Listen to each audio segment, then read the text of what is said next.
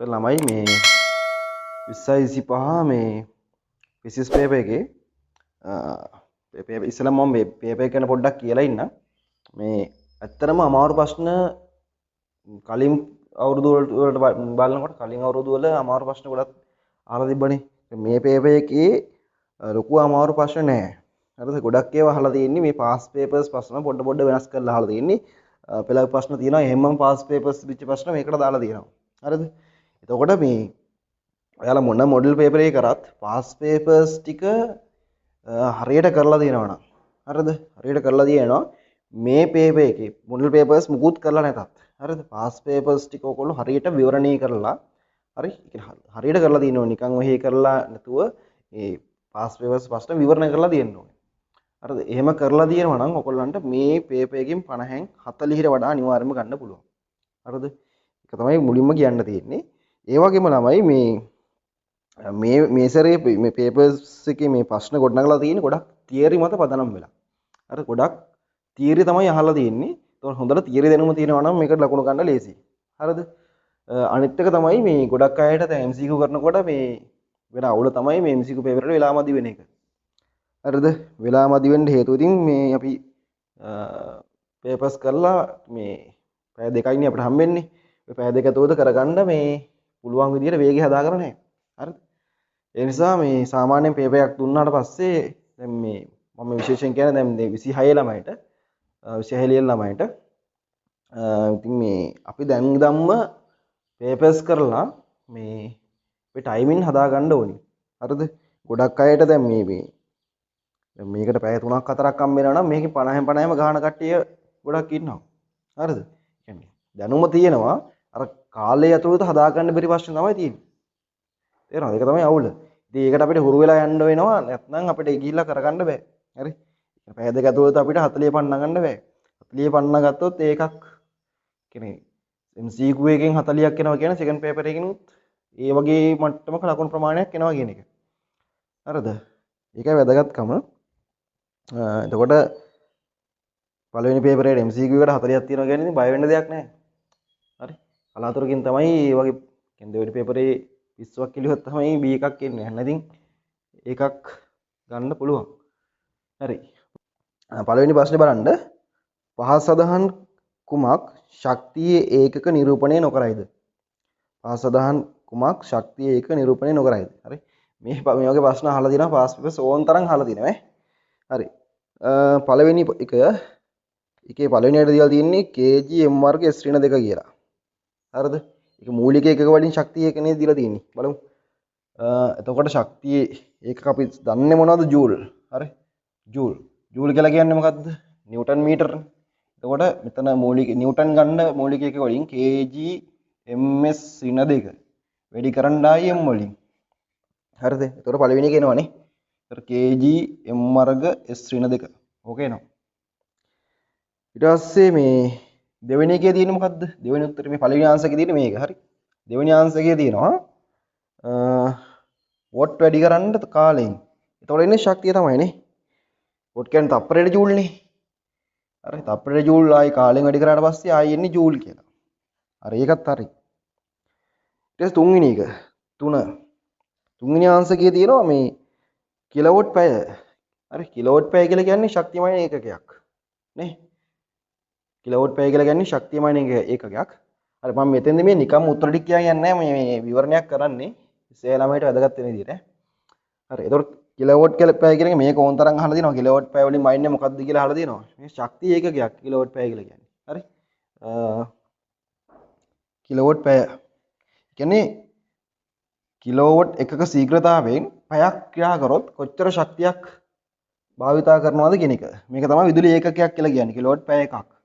උතර එන්නේ එතකොට මේක කිලෝවොට් කියලා කියන්නේ එතකොට 10 3යි වොට් නේ. කියන්නේ තප්පරයට ජූල් නේ. ඕක පැයට තප්පර දිනවා 3600ක්.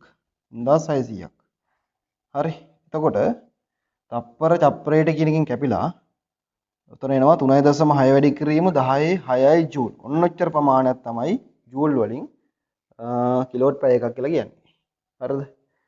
හරි එහෙනම් කිලෝවොට් පැය කියලා කියන්නේ ශක්තියමය ඒකකයක්. ඊට පස්සේ 4 බලන්න අතර තියෙනවා මේ වෝල්ට් ඇම්පියර් වැඩි කිරීම තප්පර. කොහොමද තියෙන්නේ? ඒතර වෝල්ට් දැන් මෙතන වෝල්ට් ඇම්පියර් වලින් වැඩි කරාම එන්නේ ක්ෂමතාවය. මතකද මේ P සමානයි VI කියලා සමීකරණයක් තියෙනවා ධාරා විදුතේ. එතකොට V වෝල්ට් වලින් එනවා I ඇම්පියර් වලින්. මෙතන ක්ෂමතාවය එන්නේ. ඕක ආයි කාලයෙන් වැඩි කරාම එන්නේ ආයි ජූල්ම තමයි. හරි? ඕකෙන් එන්නේ ශක්තිය. පැහැදිලිද? ඒතර උත්තරේ මොකද්ද මේකට? 5. හරි උත්තරේ මේකට එන්නේ 5. එහෙනම් 1ට 5 තමයි උත්තරේ. හරි? ආන්සර් එක 1ට 5. හරි නේද? දෙවෙනි ප්‍රශ්නේ. මේ දෙවෙනි ප්‍රශ්නේ කිහිප දෙනෙක් මගෙන් අහලා තිබ්බා මේ පොඩි අවුල් ටිකක් තියෙනවා කියලා. මේ දෙවෙනි ප්‍රශ්නේ වැරදි නෑ මොකුත්. හරි? මේ දෙවෙනි ප්‍රශ්නේ මගේ මේ මොඩල් පේපර් එකක් තිබ්බා. ඒක බලන්නකො මේ ශිෂ්‍ය සරල අවලම්බයක දෝලන 10ක් සඳහා කාලය මැනීමට විරාම ගටිකාවක් භාවිතා කොට තප්පර 20.0ක කියවීමක් නිරීක්ෂණය කරයි. විරාම ගටිකාවේ කුඩා මිනුම තප්පර 0.1ක් නම් ආවර්ත කාලයේ ප්‍රතිශත දෝෂය කොපමණද කියලා අහනවා. හරිද? ප්‍රතිශත දෝෂය, භාගීය දෝෂය මේ වගේ ප්‍රශ්නයක් අහලා තිබ්බා. මේකත් මේ වගේ ප්‍රශ්නයකුත් අහලා තිබ්බා 2000 මට මතක විදිහට 2016 හෝ 17. 2016 අහලා තිබ්බා මේ භාගික දෝෂය හෝ ප්‍රතිශත දෝෂය කියලා අහලා තිබ්බා. වෙනසක් නැහැ. භාගික දෝෂය C වැඩි කරාම ප්‍රතිශත දෝෂෙනේ එන්නේ. හරි. ඉතින් ඒ ප්‍රශ්නය කරලා විවරණය කරා නම් හරියට මේ ප්‍රශ්නෙට උත්තරේ ගන්න එක මහ ලොකු දෙයක් නෑ. හරි. විවරණය කරා කියන්නේ ගුරුවරයෙක් එක්ක සාකච්ඡා කරලා ගුරුවරයා අනිවාර්යෙන් කියා දෙනවා මේ වගේ ප්‍රශ්නයක් ආවොත් කොහොමද කරන්නේ කියලා. හරි. මේක බලන්නකෝ. මේකේ සරලයි. හරි. ප්‍රතිශත දෝෂය කියලා කියන්නේ මොකද්ද? ප්‍රතිශත දෝෂය කියලා කියන්නේ උපකරණයේ විය හැකි උපරිම දෝෂය බෙදන්න ලබා ගන්නා පාඨාංකෙන්. හරි. එතකොට භාග්‍ය දෝෂය එනවා. ඒක 100න් වැඩි කරන්න. හරි. එතකොට එනවා ප්‍රතිශත දෝෂය. එතකොට මේ මෙතෙන්දි ප්‍රතිශත දෝෂය එනවා.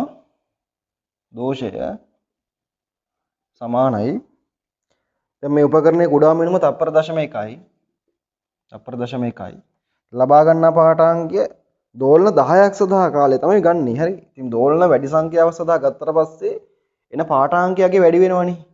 හරි. එතකොට යටපදේ වැඩි වෙනවා. ඒක වැඩි කරගන්න තමයි ඒක වැඩි වෙනකොට මේ යටපදේ වැඩි වෙනකොට ඔයගොල්ලන් තේරෙනවනේ මේක අඩු වෙනවා. හරිද? ඒක අඩු කරගන්න තමයි දෝලන 10ක් සඳහා කාලය ගන්න. දැන් දෝලන 1ක් සඳහා කාලය දැම්මොත් එහෙම මේක ආසන්න වශයෙන් එන්නේ 20 බෙදීම 10. තප්පර 2ක් කියන්නේ. තප්පර 2 දාලා මේකෙන් 100න් වැඩි කරොත් එහෙම 100ට වැඩි කරොත් එහෙම ප්‍රතිශත දෝෂය විශාල වෙනවා. හරිද? ඒ නිසා තමයි දෝලන 10ක් සඳහා කාලය මැනලා. හරිද? එතකොට ඉන්නේ තප්පර 20ක් කියලා. ඒක ලබා ගන්නා පාඨාංකය විශාලයි. හරිද? මේයගේ විශාල වෙනකොට වාට තේරෙන්න ඕනේ මේක ලොකු වෙනකොට ප්‍රතිශත දෝෂය අඩු වෙන්න ඕනේ. හරි. ඒ ප්‍රතිශත දෝෂය අඩු කරගන්න තමයි දෝලන 10ක් සඳහා කාලෙම ඉන්නේ. හරි. එතකොට දෝෂය එන්නේ මෙච්චරයි. ප්‍රතිශත දෝෂය එන්නේ මෙච්චරයි. 20 1යි 20 5යි 0.5යි. හරි.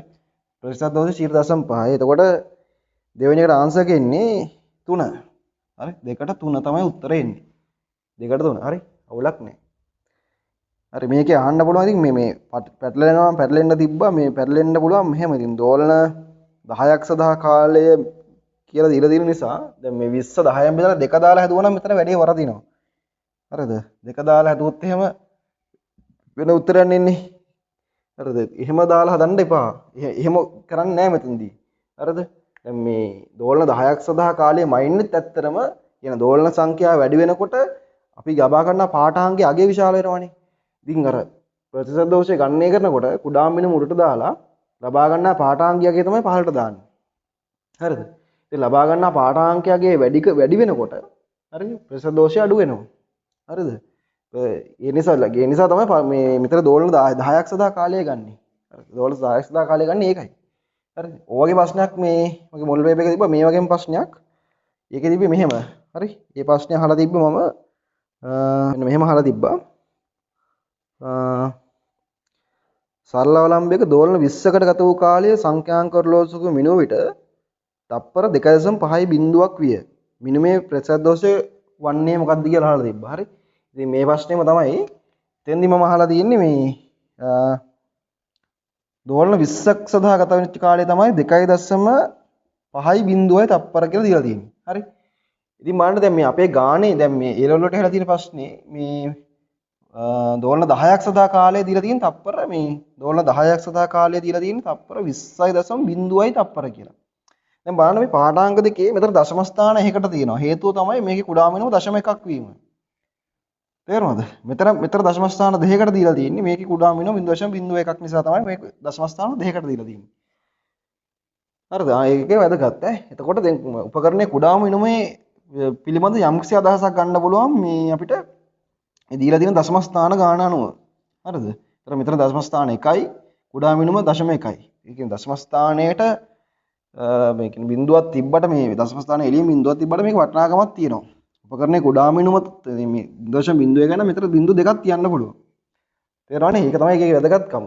එතකොට මෙතෙන්දී අපිට මේ දීලා තියෙන පාඨාංගයෙන් කුඩාම වෙනම අරගෙන තමයි මේ විදිහට දාලා ප්‍රසද්දෝෂය තොරෙන්නේ 0.01 බෙදීම 2.5 බිඳුව වැඩි කිරීම 100. අර එහෙම තමයි ගන්න තමයි මේ ප්‍රශ්නේ හදලා තිබ්බේ. ඔයගලන්ට ඇහෙලා තියෙන මේ 25 A level ප්‍රශ්නේ දෙවෙනි ප්‍රශ්නේ ලේසියි. හරි. ඒකේ අහලා තියෙන්නේ ඉතින් කුඩාම වෙනම කෙලින්ම දීලා තියෙනවා. ලබා ගන්නා පාඨාංගයක් දීලා තියෙනවා. අර දෝලන 10කට කියලා දීලා තියෙන නිසා පැටලෙන්න පුළුවන්. ඉතින් හරියට දන්නේ නැති කෙනෙක්ට ඉතින් දන්න කෙනා දන්නවා දෝලන 10ක් සඳහා කාලය අරන් තියෙන්නේ. හරි. ලබා ගන්නා පාඨාංගය වැඩි කරන්න කියලා. හරි. මේ පාඨාංගය වැඩි වෙනකොට දෝෂය මේ ප්‍රසාද දෝෂය අඩු වෙනවා. තේරුණානේ? අපි ගණනය කරන්නේ ඔන්න ඔය විදිහට ප්‍රසාද දෝෂය. හරි. ඔක ආය අහන්න පුළුවන් ඉතින්. 26 ආය අහන්න මේ ප්‍රශ්නේ ගොඩක් කට්ටියට වැරදුනොත් එහෙම මේ MCQ එකම ආය අහන්න පුළුවන්. හරි. වෙනස් විදිහකට අහන්න පුළුවන්. නේ?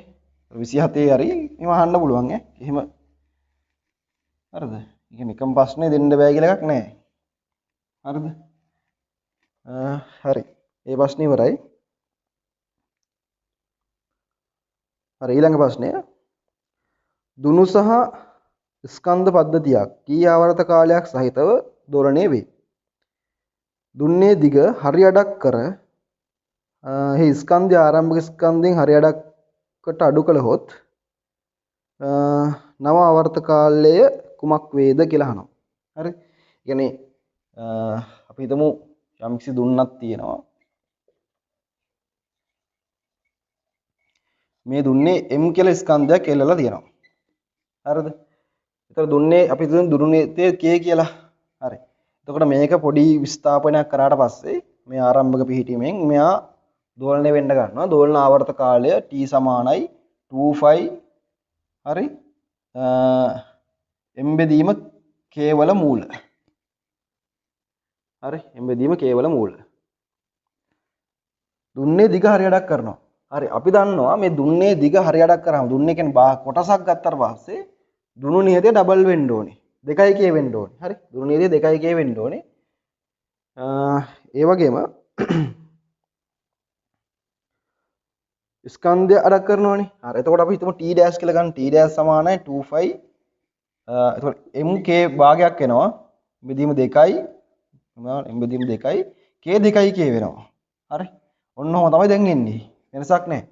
හරි අපි දන්නවා දැන් දුනු දෙකක් දැන් සර්ව සම දුනු දෙකක් අරන් වහම ශ්‍රේණිගතව සෙට් කරාම හරි සර්ව සම දැන් හිතන්නකෝ k දුනු නියතය k කියලා k දෙකක් කරන් ශ්‍රේණිගතව සෙට් කරාට පස්සේ මේ පද්ධතියේ දුනු නියතය මොකක්ද කොහොමද එන්නේ k දෙකක් ශ්‍රේණිගත කරාම k බෙදීම දෙකක් වෙනව නේද k බෙදීම දෙකක් වෙනවා ඉතින් ඒ වගේම තමයි එතකොට තනි දුන්නත් ඉවර භාගයක් ගත්තට පස්සේ එතකොට ඩබල් වෙන්න ඕනේ තේරෙනවද සර්ව සම දුන්නු දෙකක් ශ්‍රේණිගත කරාට පස්සේ දුනු නියතයේ k බෙදීම දෙකක් වෙනවා නම් දැන් මේ දුන්න භාගයක් ගත්ත කියලා කියන්නේ k වෙන්න බෑ. ඒ කියන්නේ k බෙදීම දෙක ඩබල් වෙලා. හරි. ඒතකොට තනි එකේ k දුන්නාම ඒකේ භාගයක් ගත්තොත් එහෙම එතකොට ඒකේ මේ භාගයක දුන්නේතිය 2k වෙන්න ඕනේ. හරි. එතකොට තේරෙනවනේ? හරි. එතකොට මේක එනවා එතකොට 2π m යට k මෙතන මේ දෙකක් තියෙනවා 4 එළියට ගන්න. 4 එළියට ගත්තාම දෙකක් එනවා. හරි. එතකොට මේකෙන් කයට දෙක කියලා නෙන්නේ. යටරන දෙක එන්නේ. හරි මේ ටික මොකද්ද? මේ ටික t. එහෙනම් t dash කියලා කියන්නේ t බෙදීම 2යි. t බෙදීම 2යි. හරිද? ඒතර උත්තරේ මොකද්ද? 3ට 1. හරි? 3ට 1 තමයි ආන්සර් එක එන්නේ. ඊළඟ ප්‍රශ්නේ.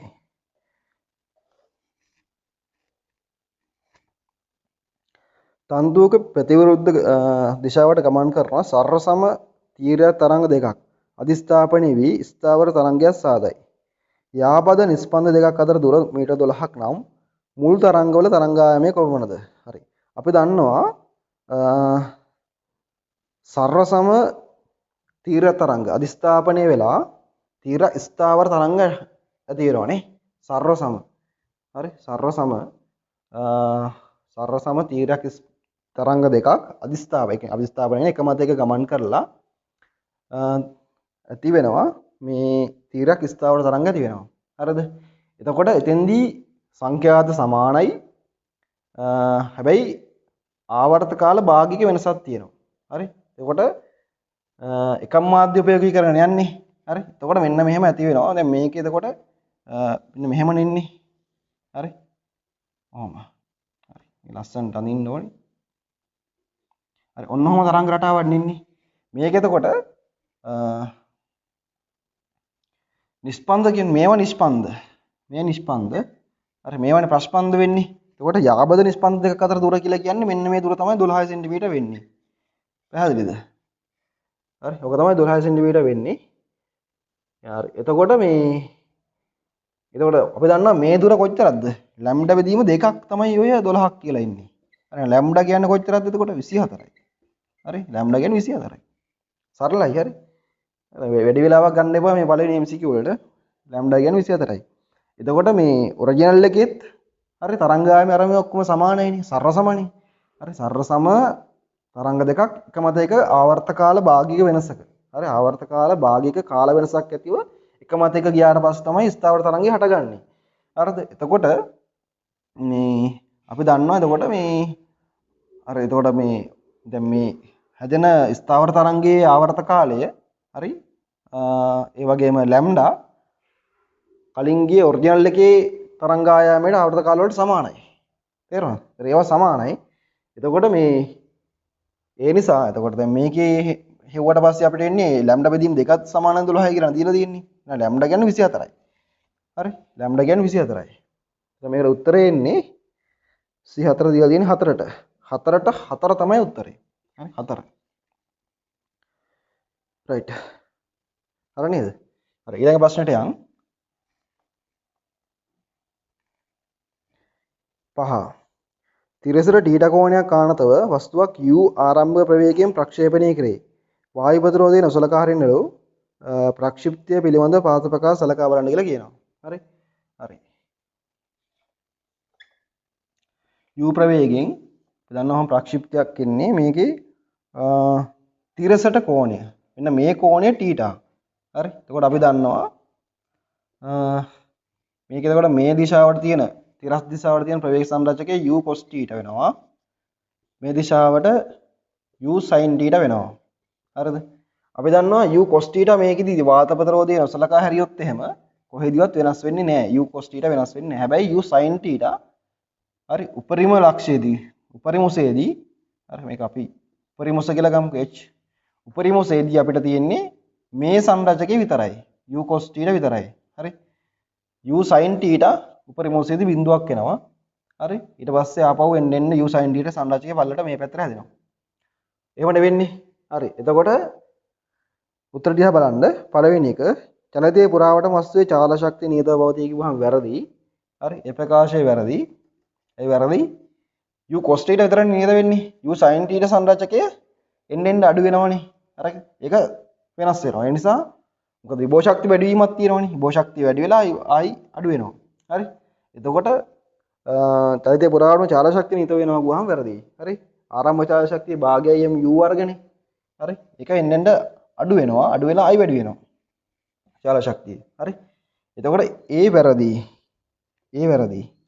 B ප්‍රකාශය බලන්න. ගමන්පතේ ඉහළම ස්ථානයේදී වස්තුවේ ප්‍රවේගය ශුන්‍ය වේ කියලා කියනවා. නෑ. ගමන්පතේ ඉහළම ලක්ෂ්‍යය මෙතනනේ. මෙතෙන්දී ශුන්‍ය වෙන්නේ මොකද්ද? සිරස් සංරචකයේ u sin θ තමයි ශුන්‍ය වෙන්නේ. හැබැයි u cos θ මේ හැමතැනම නියතව තියෙනවා. එහෙනම් ඉහළම ලක්ෂ්‍යයේදී u cos θ තියෙනවනේ. තේරුණාද? u cos θ ඉහළම ලක්ෂ්‍යයේදී තියෙනවා. ඒ නිසා මේ ප්‍රකාශය වැරදි. මේ ප්‍රකාශය කියන්නේ වස්තුවේ ඉහළම ලක්ෂ්‍යයේදී ගමන්පතේ ඉහළම ලක්ෂ්‍යයේදී වස්තුවේ ප්‍රවේගය ශුන්‍ය වෙන්නේ නැහැ. වස්තුවේ ප්‍රවේගය ශුන්‍ය වෙන්නේ නැහැ. සිරස් ප්‍රවේග සංරාජකයේ ශුන්‍ය වෙනවා කියලා කිව්වනම් හරි. හැබැයි මෙතන කියන්නේ වස්තුවේ ප්‍රවේගය සම්පූර්ණයෙන්ම ශුන්‍ය වෙනවා කියලානේ. එතකොට මේ ප්‍රකාශය වැරදි. හරි. අපි සිරස් උඩට විසි කරපු වස්තුවක් ගත්තා නම් සිරස් උඩට එතෙන්දී ඉහළම ලක්ෂයේදී වස්තුවේ ප්‍රවේගය ශුන්‍ය වෙනවා කියවනම් හරි. හරි. මේක ආනත විසි කරපු එකක් නේ. ප්‍රක්ෂිප්තයන්නේ. එතකොට සිරස් ප්‍රවේග සංරාජකයේ විතරයි ඉහළම ලක්ෂයේදී ශුන්‍ය වෙන්නේ. හරි. ඕක වරදින්න පුළුවන්. හරි. ඉතින් හදිස්සියට වරදින්න පුළුවන් මේ පොයින්ට් එකක් මේක. හරි. තිරස් ප්‍රවේගය අමතක වුණොත් එහෙම කියලා වෙනවා. හරිද? එතකොට මේ ප්‍රකාශයත් වැරදි ඈ. මේ ප්‍රකාශයත් වැරදි. හරි. ගමන්පතේ ඉහළම ස්ථානයේදී වස්තු ප්‍රවේගය ශුන්‍යයි කිව්වමත් වැරදි. චලිතයේ පුරාවටම වස්තුවේ ත්වරණය නියත වේ. ඔව් ඒක හරි. ඉතින් මෙයා ගුරුත්වයට තියෙන්නේ 20 වෙන්නේ. එතකොට g තියනවා පහළට. හරි. ඉතින් ඒක තමයි මේ වස්තුව මත ක්‍රියා කරන ත්වරණය. ඒක හරි. හරි. c හරි. c පමණක් සත්‍ය වේ. එතකොට උත්තරේ මේකට 3. හරි. ආන්සර් ගෙන්නේ 3. 5ට 3. c පමණක් සත්‍ය වේ. හරිනේ? right.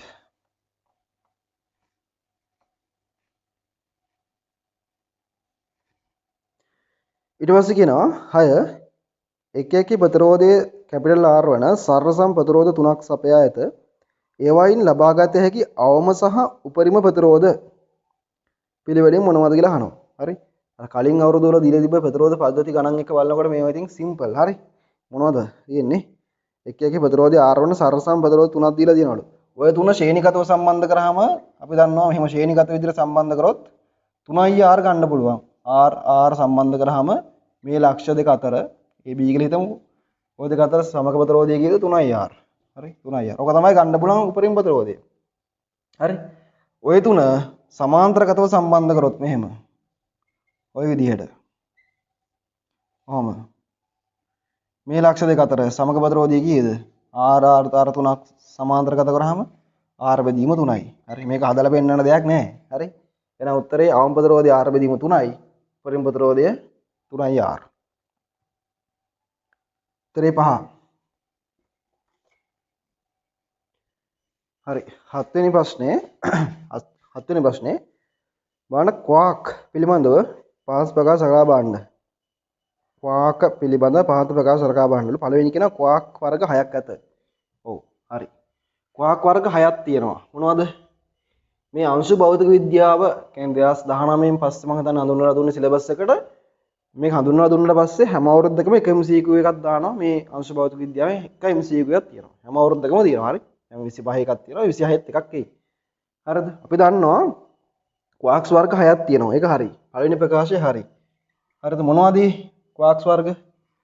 හරි. පළවෙනි එක අප් ක්වාක්ස්. හරි. ඊළඟට ඩවුන්. Up ක්වාක්, down ක්වාක්.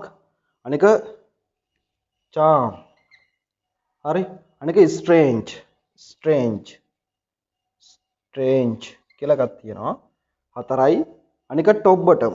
top අනික bottom. හරි. ඔහොම 6ක් තියෙනවා. හරි. up down charm strange top bottom. හරිද? මේ එතකොට ආරෝපණය ගත්තාම මෙන්න මේක හරි. මෙන්න මේ ආරෝපණය ඉලෙක්ට්‍රෝනයක ආරෝපණය වගේ ධන තුලින් දෙකක් වෙනවා. හරිද? ඊට පස්සේ ඩවුන් එකේයි ස්ට්‍රේන්ජ් එකේයි බොටම් එකේයි මේ තුනේ ඉලෙක්ට්‍රෝන ආරෝපණය වගේ ඍණ තුنين එකයි ආරෝපණය. හරි? හරි මේවදී මතක තියාගන්න තමයි තියෙන්නේ ඉතින් ඈ. හරි? up charm top ඔය තුනේ ධන තුنين දෙකයි. down strange bottom. හරි? ඍණ තුනෙන් එකයි. හරි. මේ කියන විදිහට පළවෙනි ප්‍රකාශය කියන්නේ ක්වාක් වර්ග 6ක් ඇත. හරි. ඒක හරි. B ප්‍රකාශය කියනවා ක්වාකයක ආරෝපණය ඍණ 3/2 හෝ ධන 3/1 ඉලෙක්ට්‍රෝන විය හැක. මේ යන මූලික ආරෝපණයයි. කියන්නේ ඉලෙක්ට්‍රෝනයේ ආරෝපණය. වැරදි නේද ඒක? ධන 3/2 හෝ ඍණ 3/1 තමයි වෙන්න ඕනේ. ඒක මාරු කරලා දින්නේ. හරි? B ප්‍රකාශය වැරදි. B වැරදි ඒ නිසා ඊට පස්සේ C ප්‍රකාශය ක්වාක හුදකලාව පැවතිය හැක. නෑ. ඒකත් වැරදි. ක්වාක්ස් හුදකලාව නෑ. quarks තියෙන්නේ තුනක් විදිහට. හරි quarks තුනක් එකට එකතු වෙලා තමයි තියෙන්නේ. හරි. ඒත් quarks තුනක් එකතු වෙලා තමයි මේ අපි කියනවා quarks තුනක් එකතු වුණාම ඒකට කියනවා බයෝනයක් කියලා. හරි. බයෝනයක්. එතකොට ඔය නියුට්‍රෝනයක් ප්‍රෝටෝනයක් හැදලා තියෙන්නේ quarks තුනක් එකතු වෙලා. හරි මේ කලින් අහලා තියෙනවා නියුට්‍රෝන එක quarks සංයුතියේ වන්නේ ප්‍රෝටෝන එක quarks සංයුතියේ වන්නේ කියලා අහලා තියෙනවා. තේරුණානේ? එතකොට මේ අප් සහ ඩවුන් quarks එක තමයි මේ නියුට්‍රෝන සහ ප්‍රෝටෝන හැදෙන්නේ. හරි. එතකොට අපි දන්නවා මේ නියුට්‍රෝනයක් ගත්තට පස්සේ නියුට්‍රෝනික ආරෝපණය උදාසීනයි. හරිද? එතකොට උදාසීන අංශුව. ඒ කියන්නේ නියුට්‍රෝනයක් ගත්තාම නියුට්‍රෝනය හැදිලා තියෙන්නේ මෙටි මකනවා. එතකොට දැන් නියුට්‍රෝනය හැදිලා තියෙන්නේ නියුට්‍රෝනය ගත්තාම නියුට්‍රෝනය හැදිලා තියෙන්නේ UPP UDD. හරි.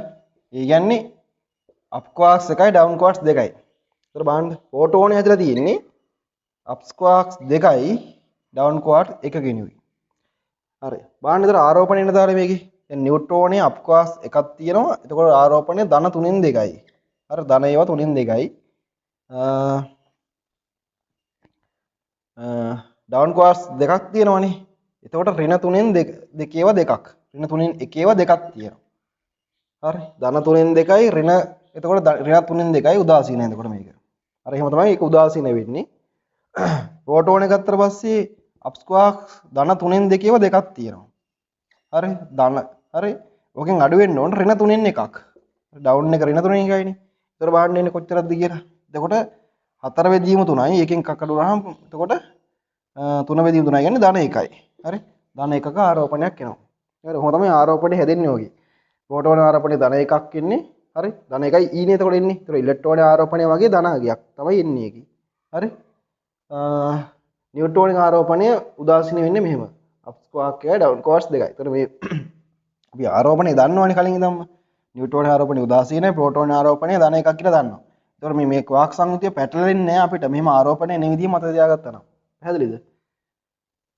තේරුණා නේද? හරි. එතකොට මේකට උත්තරේ ඒ පමණක් සත්‍ය වේ. හරිද? උත්තරේ 1. 7ට 1 තමයි උත්තරේ. හරි 7ට 1. B සහ C ප්‍රකාශ වැරදි. හරි. මේ හුදකලාව පවතින්න බෑ. හරි. quarks තියෙන්නේ අර 3 එකතු වෙලා. හරි. right.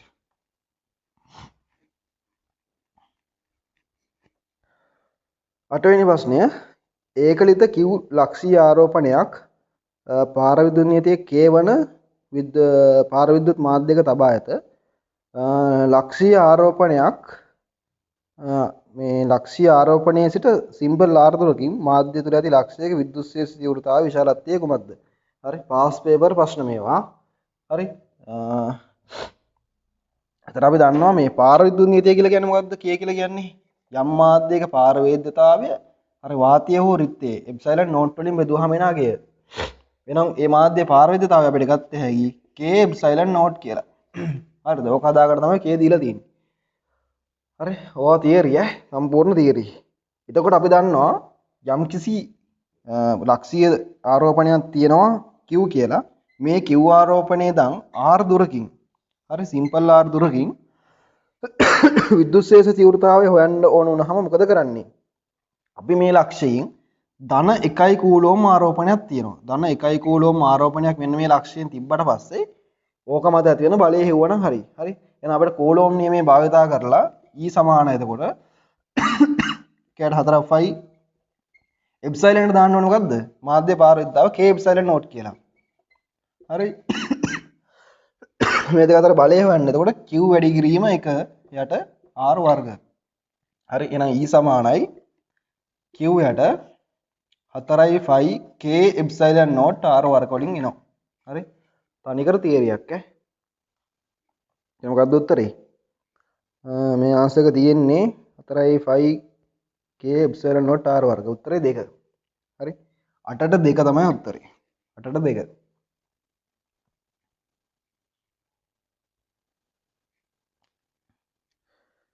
හරි. 9 වෙනි ප්‍රශ්නය වර්ග බලය වර්ගඵලය හර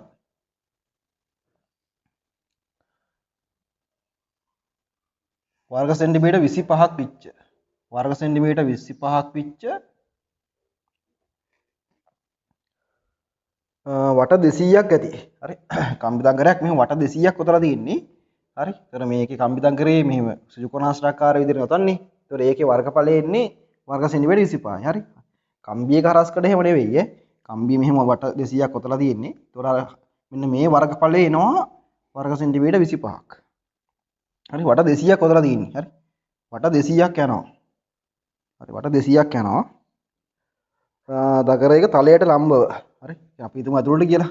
තලයට ලම්බව. ලම්බක අවස්ථාවේ තලයට ලම්බව චුම්බක ශේෂයක් ඇතුළු ලැබේ. චුම්බක ශ්‍රාව ඝනත්වයේ තප්පර 0.2ක කාල පරතරයක් තුළ ටෙස්ලා 0.01ක සිට 0.05 ටෙස්ලා දක්වා ඒකාකාර වැඩි කළහොත් දගරයේ ප්‍රේරිත විදුත්ගාම බලයේ සාමාන්‍ය අගය කොපමණද කියලා අහනවා. සිම්පල් ප්‍රශ්නයක්. අපි දන්නවා ෆැරඩේ නියමය අනුව ප්‍රේරිත විදුත්ගාම බලයේ E සමානයි ඩෙල්ටා ෆයි බෙදීම ඩෙල්ටා t.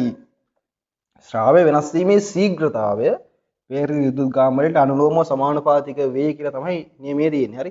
ඇත්තට මේක නියතිය එකක් වෙන නිසා ඒක සමාන වෙනවා. එතකොට ශ්‍රාවය වෙනස් වෙච්ච ප්‍රමාණය කොච්චරද? ශ්‍රාවය වෙනස් වෙච්ච ප්‍රමාණය. හරි සන්නායකය හා බැඳිච්ච ශ්‍රාවය වෙනස් වෙච්ච ප්‍රමාණය කොච්චරද? ශ්‍රාව ඝනත්වය වෙනස් වෙනවා මෙච්චර ප්‍රමාණය. ඩෙල්ටා B කියලා ගමුකෝ. ශ්‍රාව ඝනත්වය 0.05 ඍණ. හරි. ඒක 0.01 ඉඳලා 0.05 දක්වා වෙනස් වෙනවනේ. එතකොට වෙනස ශ්‍රාව වෙනස 0.05 ඍණ 0.01 0.04යි ටෙස්ලා තමයි ශ්‍රාවයේ ඝනත්වයේ වෙනස. හරිද? ශ්‍රාව ඝනත්වය එතකොට වර්ගඵලයෙන් වැඩි කරන්න. එතකොට එනවා හරි ඩෙල්ටා ෆයි කීයද කියලා එනවා. හරි වර්ගඵලය 25යි වැඩි කිරීම 10 ඍණ 4 නේ. වර්ග මීටර වලින් ගත්තාම මේ 25 වර්ග සෙන්ටිමීටර වලින් දීලා තියෙන්නේ. වර්ග මීටර කරන්න. එතකොට 0.04 වැඩි කිරීම 25 වරක් 10 ඍණ 4යි. හරි. ඔන්න උතරින් එනවා මේ ශ්‍රාවය වෙනස් වෙච්ච ප්‍රමාණය. හරි ඒක දාන්න මෙතෙන්ට. එතකොට 0.04 වැඩි කිරීම 25 වැඩි කිරීම 10 ඍණ 4යි. ඔන්න එනවා ශ්‍රාවයේ වෙනස. හරි.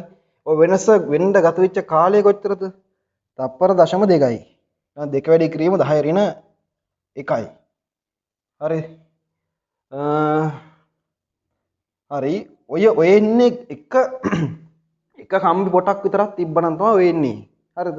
හොඳට තේරුම් ගන්න මේකේ කම්බි පොටවල් ඒ සර්ව සම කම්බි පොටවල් එක මත ගිහිල්ලා තියෙනවා 200ක්. එහෙනම් ඕක අපි මොකද කරන්න ඕනේ? මුළු විද්‍යුත්ගාම බලය ගන්න මේක 200න් වැඩි කරන්න ඕනේ. හරි එහෙනම් වරදිනවා. හරි 200න් වැඩි කරන්න ඕනේ. හරිද? ඔන්න ඕක සුළු කරන්න තමයි තියෙන්නේ දැන්. හරි. එතකොට අපේ උත්තරේ හරිද? එතකොට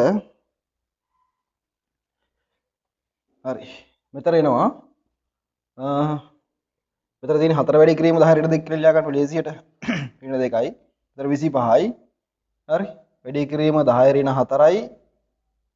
මෙතන 2 වැඩි කිරීම 10 2යි. හරි 10 වල වලින් ලියා ගන්නවා.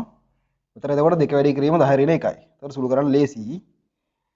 හරි එතකොට මෙන්න මේ ටික මේ 25 වැඩි කිරීම 4 100යිනේ. එතකොට මේ ටික කපලා දාන්න. හරි මෙතන එනවා 2ට 2 කපලා යනවා 10 ඍණ 4යි. මෙතන එකක් ගියා 10 ඍණ 3ක් විතර වෙනවා. එතකොට මේකට ගියාම 10 ඍණ 1යි. කියන්නේ දශම 1යි. දශම 1යි වෝල්ට් තමයි ආන්සර් එක එන්නේ. දශම 1යි වෝල්ට්. ඒත් උත්තරේ 2. හරි 9ට 2 උත්තරේ. 9ට 2. හරිනේ. ඊළඟ ප්‍රශ්නේ. මෙහෙම අර සමීකරණයක් කටපාඩම් කරගෙන ඒකට ආදේශ කරන්න යනවට වඩා ෆිසික්ස් වල හරිද ළමයි හොඳයි මේ සංකල්පේ තේරුම් ගන්න. හරි. එතකොට සංකල්පේ තේරුම් අරගෙන ඒක ගාන හදන්න සමීකරණය භාවිතා කරන්න. හරි. සංකල්පේ තේරුම් ගන්න සමීකරණය කටපාඩම් කරන් ගිහිල්ලා ඒකට ආදේශ කරලා උත්තරේ ගන්න ගියාම ගොඩක් අයට ගොඩක් ප්‍රශ්න වරදිනවා. හරි. හරි 10 වෙනි ප්‍රශ්නේ පුද්ගලයෙකුට තම ඇස්වල සිට මීටර් සෙන්ටිමීටර් 50ක් දක්වා දුරින් ඇති වස්තුන් පමණක් පැහැදිලිව දැකගත හැකිය. ඈත පිහිටි වස්තුන් පැහැදිලිව දැකීමට අවශ්‍ය කාචයේ වර්ගය සහ බලය කොච්චරද කියලා අහනවා. බලය ඩයප්ටර් වලින් අහලා තියෙනවා. හරි. ඉතින් මෙතන පේන්නේ මේ මිනිස්සයාට සෙන්ටිමීටර් 50නේ. එහෙනම් සාමාන්‍යයෙන් මිනිස්සෙට පේන්න ඕනේ දුර කොච්චරද? අනන්තයේ පේන්න ඕනේ. හරි. අනන්තය කියන්නේ සමාන්තර ආලෝක කිරණ එන දුර පේන්න ඕනේ. හරිද? ඒතර හැබැයි මෙයාට පේන්නේ 50. ඊට මොකද කරන්න ඕනේ අපි? දුර බලන්න. දුර තියෙන වස්තුවේ ප්‍රතිබිම්බය අරන් වෙලා මෙයාට පේන තැන හදා ගන්න ඕනේ. හරිද? එතකොට මෙයාගේ එතකොට හරිද? මෙහෙමනේ තියෙන්නේ. එතකොට මෙයාගේ මෙතන තමයි මෙයාට පේන්නේ සෙන්ටිමීටර් 50. හරි? ඇහි ඉඳන් සෙන්ටිමීටර් 50 තමයි පේන්නේ. හරිද? එහෙනම් දුර තියෙන අනන්තයේ තියෙන වස්තු අරන් ගිහලා මෙතන හදා ගන්නයි තියෙන්නේ. පිටින් කාචයක් දාලා කරන්නේ ඕක. රයිට්. එතකොට මොකද අපි දාන්න ඕනේ? එතකොට සමාන්තර ආරෝක කිරණ මෙහෙට මේ විසිරෝල හරිනේ මෙතන තමයි නමන්න ඕනේ. ඒක අවතල කාචයක් තමයි දාන්න ඕනේ. අපි කාච වර්ග දැන් නැති උනත් අවුලන්නේ නැහැ. හරි මතක නැන්න ඒත් අවුලන්නේ අපි කාච සූත්‍රය දාන්නකො. එකයට v ඍණ එකයට u සමානයි එකයට f. හරි. එතකොට මේකෙන් වස්තුව තියෙන අනන්තේනේ. අනන්තය. එතකොට u තමයි අනන්තය වෙන්නේ. ප්‍රතිබිම්බය හදා ගන්න ඕනේ. එතකොට මේ කාචයට තමයි කාච සූත්‍රය දාන්නේ. අපි පිටින් දාන කාචයට තමයි කාච සූත්‍රය දාලා තියෙන්නේ. එතකොට මේ v එන්න ඕනේ එකයට 50. හරි මේ පැත්තනේ වස්තුව තියෙන්නේ ප්‍රතිබිම්බය තියෙන්නේත් මේ පැත්තේ වස්තුව තියෙන්නේ මේ පැත්තේ. හරි ආලෝකය මේ පැත්තේ. එතකොට මේක ධන එකයට 50 සෙන්ටිමීටර වලින් ඍණ එකයට u කියන්නේ අනන්තය. හරි වස්තුව තියෙන අනන්තය. අපි කරන්නේ අපිට ඇහැට පේන්නේ සෙන්ටිමීටර 50 නේ ළමයි. හරි ඇහැට පේන්නේ සෙන්ටිමීටර 50. ඒ නිසා අපි කරන්නේ පිටින් කාචයක් දාලා හරි පිටින් කාචයක් දාලා මේක මෙතන හදා ගන්න එක තමයි කරන්නේ. හරි මෙතන හදා ගන්නවා. හරි ඈත ඉඳන් එන වස්තුවේ ප්‍රතිබිම්බය මෙතන හදා ගන්නවා. පැහැදිලි නේද? එතකොට මොකද කරන්න පුළුවන් මෙහෙම. අපි එහෙම ගාන හදන්නේ එහෙමයි. හරි ඈත ඉඳන් එන වස්තුවේ ප්‍රතිබිම්බය සෙන්ටිමීටර 50යි හදා ගන්නවා. එතකොට මෙන්න මේ ප්‍රතිබිම්බයේ අක්ෂිකාචර වස්තුව වෙලා හරි මෙහෙම ආලෝක කරන මෙතන ගිහිල්ලා හරි මේ වස්තුව පේනවා. පැහැදිලිද? එතකොට කාච සූත්‍රය දාන්නේ මේ එළියේ තියෙන එළියේ අපි මේ උපස්වැලේ කාචයට තමයි මේ කාච සූත්‍රය භාවිතා කරලා තියෙන්නේ. හරි. එතකොට මේකට අදාළව වස්තුව තියෙන්නේ මෙතනනේ. එහෙනම් එකයට 50යි හදින්න ඕනේ. හරිද? ප්‍රතිබිම්බය. හරි. ප්‍රතිබිම්බය තියෙන්නේ සෙන්ටිමීටර 50කින්. හරි. එහෙනම් එකයට v ට දාන්න එකයට 50යි.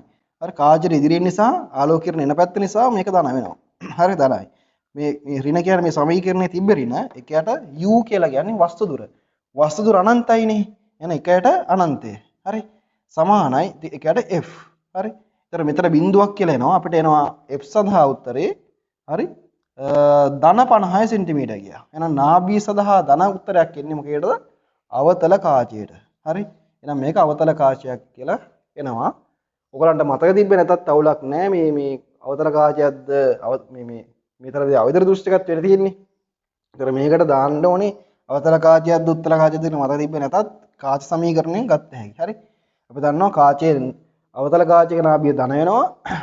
උත්තල කාචයක නාභිය ඍණ වෙනවා. හරි. හැබැයි දැන් මේකේ බලය හොයන්න ගියාම p සමානයි 1ට f නේ. හරි. එතකොට අපි ධන නාභිය දුර තිබ්බට මේක ඍණ කරලා දාන්න ඕනේ බලය හොයනකොට. හරිද? එතකොට මෙතන ඍණ වෙනවා 1ට f කියලා එක මේක සෙන්ටිමීටර මීටර කරලා දාන්න ඕනේ. හරි. එතකොට 50 වැඩි කිරීම 10 ඍණ 2යි. එහෙනම් උත්තරේ කීයද? ඍණ 2යි ඩයොප්ටර. හරි. උඩ මේ ඍණ 10 ඍණ 2 උඩ ගියාම 100 වැඩියෙන් 50 2යිනේ. එහෙනම් ඍණ 2යි ඩයොප්ටර. හරි. එහෙනම් මොකද්ද අපි භාවිත කරන්න ඕනේ? අවතල කාචයක් ඍණ 2යි ඩයොප්ටර. හරි උත්තරය එතකොට 1. 10ට 1 තමයි උත්තරේ. හරි නේද?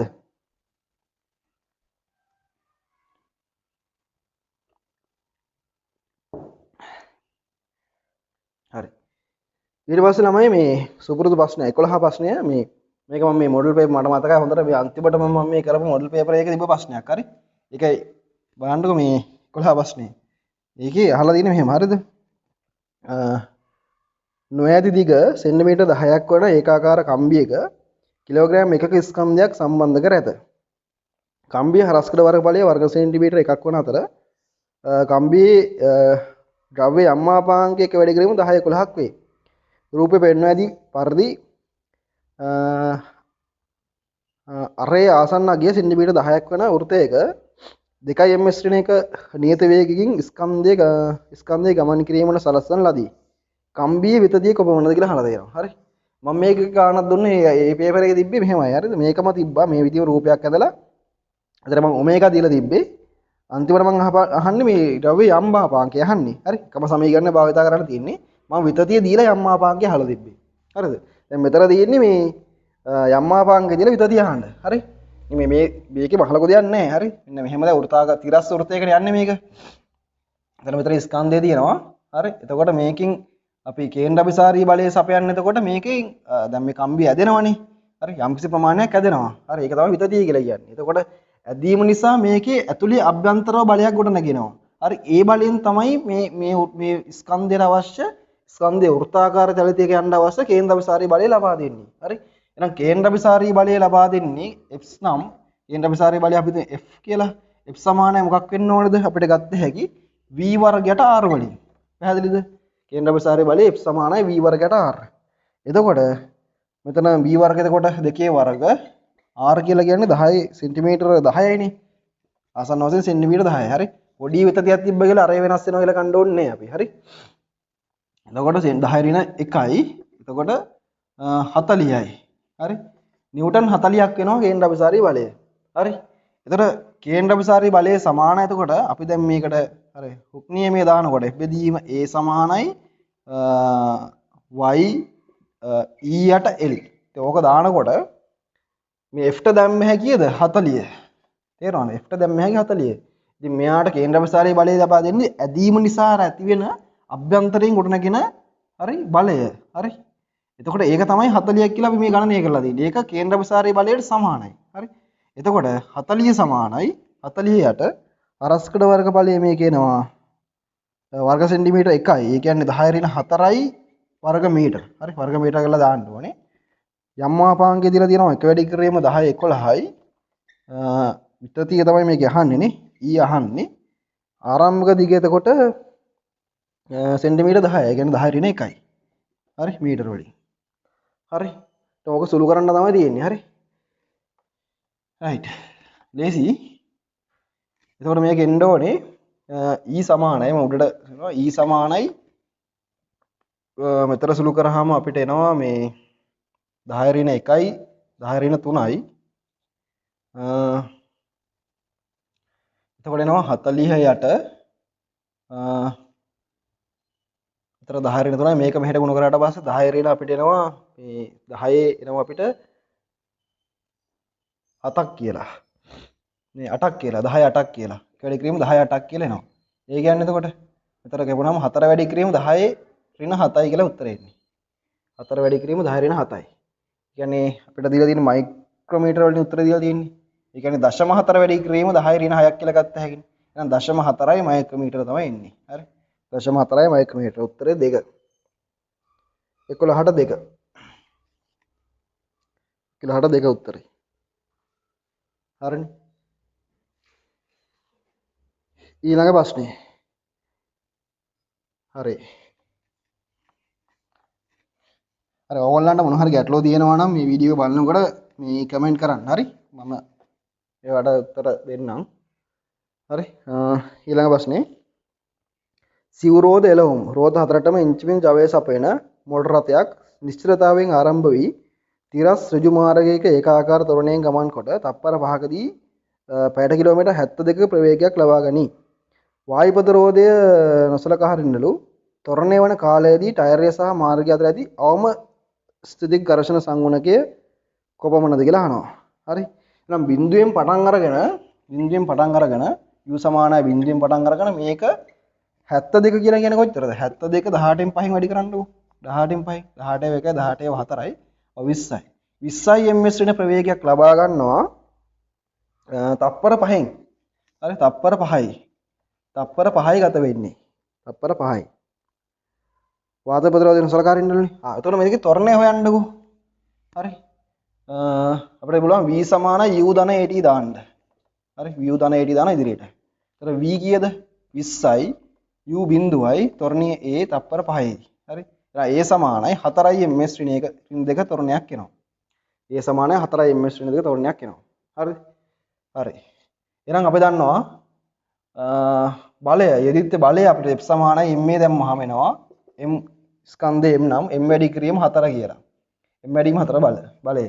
එහෙනම් අපි දන්නවා ඕක ඔය බලය ලබා දෙන්නේ එතකොටම ඝර්ෂණ බලයෙන්. හරි. එතකොට F' දැන් මේ රෝද කරගෙනකොට මෙහෙම එන්ජින් එක කරකවුවට පස්සේ දැන් මේ හතරටම මේ රෝද හතරටම එන්ජිමෙන් බලය දෙනවනේ. රෝද හතරම එන්ජිමෙන් කරකවනවා මෙහෙට. මේ පුෂ්ඨය පොළවත් එක්ක ස්පර්ශ වෙලා මෙහෙට කරගෙනකොට ඝර්ෂණ බලය මෙහෙට F කියලා කියා කරනවා.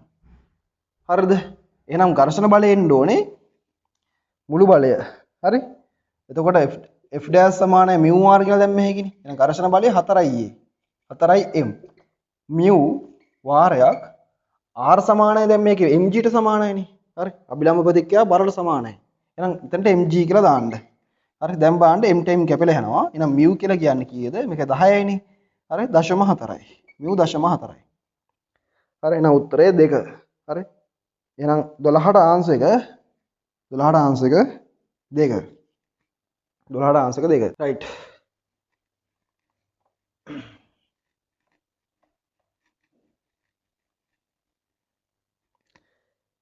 ඊළඟ ප්‍රශ්නේ 13.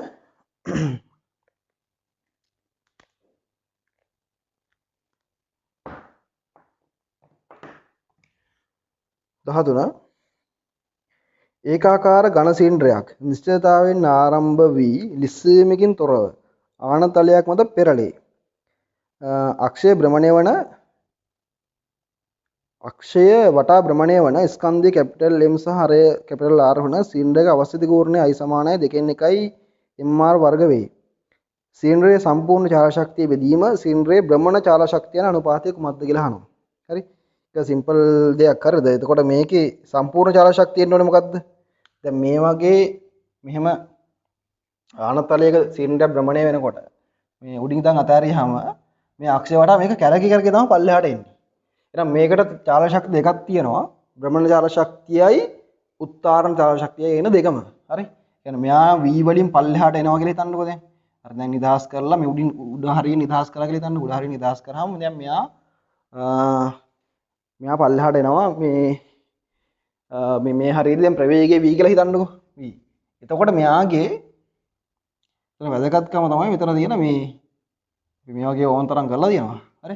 එතකොට දැන් මෙයා මෙහෙම පල්ලෙහාට කරගෙනකොට මේ ඔමේගා මෙයාගේ කෝණික ප්‍රවේගය ඔමේගා කියලා හිතන්නකෝ. අපි දන්නවා මෙයාගේ අරය r නම් අරය කැපිටල් R නම් මේ ওই තුන අතර සම්බන්ධය මොකද්ද? v සමානයි r ඔමේගා. හරි? v සමානයි r ඔමේගා කියලා දන්නවා. හරි? ওই තුන අතර සම්බන්ධය ඔහම ගන්න පුළුවන්. හරි? මෙයාගේ මෙයාගේ වෘත්ත කේන්ද්‍රයේ ඉස්සරහට යන ප්‍රවේගය සමානයි මෙයාගේ ස්පර්ශීය ප්‍රවේගයට සමානයි ඇත්තටම. හරි? මෙයාගේ කේන්ද්‍රය මෙයාගේ උත්තරණ මෙයාගේ වෘත්ත කේන්ද්‍රය ඉදිරියට යන ප්‍රවේගය සමාන වෙනවා මෙයාගේ ස්පර්ශීය වේගයට. එහෙනම් එතකොට ස්පර්ශීය වේගය සහ ඔමේගා අතර සම්බන්ධය v සමානයි r ඔමේගානේ. ඒතර මේක අපිට ගන්න කෙලින්ම මේ දෙක සමාන නිසා කේන්ද්‍රය ඉදිරියට යන ප්‍රවේගයයි ඒක සමාන නිසා අපිට මෙන්න මේක මෙහෙම හදන්න පුළුවන්. හරි? අපිට පුළුවන් දැන් මෙතන මේ අපි අහන්නේ සිලින්ඩරයේ සම්පූර්ණ චාලක ශක්තියනේ. සම්පූර්ණ චාලක ශක්තිය වෙන්න ඕනේ මොකද්ද? භාගයයි mv වර්ග. හරි? මේ මොකද්ද භාගයයි mv වර්ග කියලා කියන්නේ? උත්තරණ චාලක ශක්තිය. හරි? ඒක ධන භාගයයි i ඔමේගා වර්ග වෙන්න ඕනේ. එතකොට මොකද්ද? මේ දෙක එකතුවෙන් එනවා මේක එන්නේ භ්‍රමණ චාලක ශක්තිය. මේක උත්තරණ චාලක ශක්තිය. ඔය දෙක එකතුව තමයි මුළු ශක්තිය. හරි? මුළු චාලක ශක්තිය. හරිනේ? ඒක බෙදන්න ඕනේ ආපහු මොකෙන්ද? සිලින්ඩරයේ භ්‍රමණ චාලක ශක්තිය. ඒ කියන්නේ භාගයයි i ඔමේගා වර්ග වලින් බෙදන්නලු. හරි? ඔන්න ඔය අනුපාතය කොච්චරද කියලා තමයි අහන්නේ. හරි? ඔය අනුපාතය. තේරෙනවනේ? ලොකු දෙයක් නැහැ. දැන් මේකේ භාග වල ටික කපලා දාන්නකෝ. හරි? ඒතකොට mv වර්ග කියලා මෙතන එනවා. mv වර්ග ධන i කියන්නේ මොකද්ද? i කියන්නේ 2 mr වර්ග. හරි? ඔමේගා වර්ග වෙනකොට දැන් මෙහෙක මෙතනින් v බෙදීම r කියලා නේ. ඔමේගා කියලා කියන්නේ v බෙදීම r නේ. එහෙනම් ඔමේගා වර්ග එනවා. එතකොට v වර්ගයට r වර්ග. v වර්ගයට r වර්ග. බලන්න r වර්ග වලට r වර්ග කැපෙනවා. හරිද? ඒතර යටත් ওই විදිහටම ගත්තාම i කියලා කියන්නේ 2 mr වර්ග යට v මේ ඔමේගා වර්ග වෙනකොට ලියන්න පුළුවන් මෙතන v වර්ගයට r වර්ග කියලා. පැහැදිලිද? r වර්ග වලට r වර්ග කැපෙනවා. මෙතන අපිට ඉතුරු වෙනවා ඔන්න බලන්න. මෙතෙන් දෙන්න. මෙතන අපිට ඉතුරු වෙනවා mv වර්ග ධන මෙතන එනවා mv වර්ග බෙදීම 2යි කියලා නේ. mv වර්ගයට 2යි. එතකොට mv වර්ගයට 2යි යට ආපහු mv වර්ගයට 2යි. හරි. එතන උඩ එනවා 1.5 mv වර්ග යට එනවා 0.5. එහෙනම් මේකෙන් බෙදුවට පස්සේ කී දෙන්නේ 3යි කියලා. හරි 3යි. 1.5 භාගයෙන් බෙදුවාම කී දෙන්නේ 3යිනේ. හරි එහෙනම් උත්තරේ මොකද්ද? 13ට 4. 13ට 4 උත්තරේ. 14 වස්තුවක් ඉහළ උසක සිට නිදහසේ පොළවට අතහරිනු ලැබේ. එම මොහොතේම තවත් වස්තුවක් එම උස්සෙහි සිටම තිරසට විසිකරනු ලැබේ. වායු ප්‍රතිරෝධය නොසලකා හැරිය හැකියයි උපකල්පනය කරන්න වස්තුන් දෙකෙහි පියාසර කාල සම්බන්ධයෙන් පහස දහන් ප්‍රකාශනයේ සත්‍ය වන්නේ. පියාසර කාල කියන්නේ විසිකරපු මොහොතේ ඉඳන් පොළොවට වැටෙන්න ගත වන කාලය. හරි ඔය දෙකම සමානයි. හරි ඔය තියරියක් දඩ තියරියක් ඔය අහලා තියෙන්නේ. හරි. ඒ කියන්නේ අර මේ පොළොව මට්ටම මේක හිතන්නකෝ. පොළොව මට්ටම මේ. ඔන්න පොළොව මට්ටම. එකම උසේ ඉඳන් මේ හරිය හිතන්නකෝ මේ හරියෙන් නිශ්චලව වස්තුවක් අතහරිනවා. ඒ මොහොතේදීම මෙහෙට ඕනම් ප්‍රවේගයකින් v කියලා හිතන්නකෝ. හරි. මේක ආරම්භක u මේ පල්ලෙහාට නිශ්චල u සමානයි බිඳුවෙන් මේක අතහරින්නේ. ඒ මොහොතේදීම මෙහෙට ඕනම් ප්‍රවේගයෙන් තිරස්ව මෙහෙට හෝ මෙහෙට ඕනම දිශාවකට අර තිරස්ව v ප්‍රවේගයෙන් වස්තුවක් විසිකලොත් එහෙම මොකද වෙන්නේ? ඉතින් කොහොම විසි කරත් අර තිරස්ස ඕනම් ප්‍රවේගයෙන් විසි කරාම සිරස් ආරම්භක සිරස් ප්‍රවේගය මෙන්න මේ වස්තුවේ මේක ඒ වස්තුව මේ b වස්තුව කියලා දාන්නකෝ. දැන් b වස්තුවේ ආරම්භක සිරස් ප්‍රවේගය කොච්චර දෙන්නේ? බිඳුවයි. හරිද? එතකොට මේකට දැම්මම අපිට ගත මේ කියන්නේ පොළොවට වැටෙන්න ගතවන කාලය හොයන්න ඒ වස්තුවට දැම්මොත් අපිට දාන්න වෙන්නේ s සමානයි ut ධන භාගයයි at වර්ග. හරි? අපි හිතමු මේ පොළොවේ දැන් මේ උස සිරස් උස h කියලා. හරි? එතකොට s ට දාන්න වෙන්නේ h. ආරම්භක බිඳුවයිනේ. ධන භාගයයි g10යි t වර්ග. හරි? උතරින් කාලය ගන්න පුළුවන්.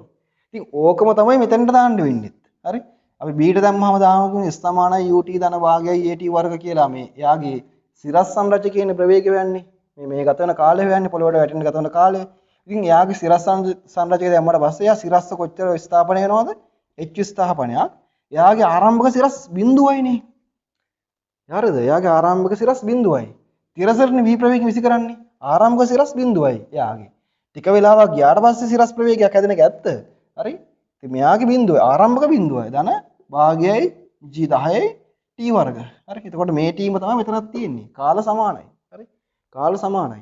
හදන්න දෙයක් නෑ ඔක. උත්තරේ මොකද්ද? වස්තු දෙකම එකවර පොළොවට වැටේ. හරි? එකම කාලෙ තමයි පොළොවට වැටෙන්නේ. හරි? උත්තරේ 14ට 5. හරි? 14ට 5 තමයි උත්තරේ. රයිට්. 15 වෙනි ප්‍රශ්නේ. 15 වෙනි ප්‍රශ්නේ. ඒකාකාර බර කඹයක් දෘඩ ආධාරයකගේ සිරස් වෙල්වා ඇත. රූපේ පෙන්වා ඇති පරිදි කඹයේ නිදහස් කෙළවරට ස්කන්ධය සිම්පල් ලෙම්වන කුට්ටියක් සම්බන්ධ කොට ඇතලු තීරයක් ස්පන්දයක් කඹයේ පහළ කෙළවරේ ජනනය කරනු ලැබේ. කඹයේ පහළ කෙළවරේ සිට මනින ලබන y දුර සමග y කියන දුර එතකොට x අක්ෂරය අරන් තියෙන වෙනවද y අක්ෂරය අරන් තියෙන්නේ ලැම්ඩා. ස්පන්දයේ තරංගායාමී ලැම්ඩාහි විචලනය වඩාත් හොඳින් නිරූපණය කරන්නේ මොකෙන්ද කියලා අහනවා. පැහැදිලිද? හරි. මෙන්න මේ ප්‍රශ්නේ බලන්න ගොඩක් වැදගත් ප්‍රශ්නයක්. හරි. මෙන්න මෙහෙම තියෙනවා.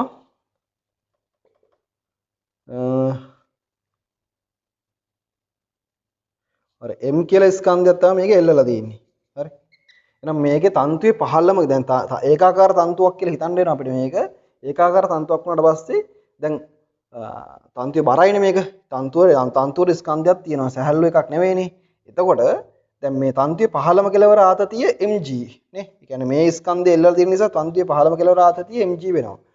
තන්තුවේ මේ හරියෙන් ගන්න ගියාම අපිට ඒ හරිය ආතතිය ගන්න ගියාම තන්තුවේ මේ පහළ මේ කොටසයි පහළ තන්තුවේ මීට මේ මෙන්න මේ අපි දැන් සලකන ලද ලක්ෂයට පහළ කොටසයි මේ ස්කන්ධය දෙකේ දෙකම නිසා ඇති වෙන බර තමයි මේ මෙතන මේ හරිය ආතතිය වෙන්නේ. පැහැදිලිද? මෙන්න මේ හරියෙන් ගන්න ගියාට පස්සේ එතනින් දැන් පල්ලෙහා දිග වැඩිනේ දැන් පල්ලෙහාට තියෙන මේ කොටසෙන් ගන්නවලා දිග වැඩි. තන්තුවේ දිග ඉන්න වැඩි වෙනවා. හරි? මේ හරිය එතකොට මෙතනින් පල්ලෙහා තියෙන තන්තු කොටසේ සහ මේ සිම්පල් එම් ස්කන්ධයේ දෙකේ බරම බර ගන්න වෙනවා. ඒ හරියට වෙන ආතතිය. හරි? ඒතර පේනවද? උඩට යන්න තන්තුවේ ආතතිය වැඩි වෙනවා. පැහැදිලි නේ? උපරිම ආතතිය තියෙන මෙන්න මෙතෙන්දී. හරි. අපි දන්නවා නමයි මේ තීරයක් තරංග වල ප්‍රවේගය v සමානයි නේ?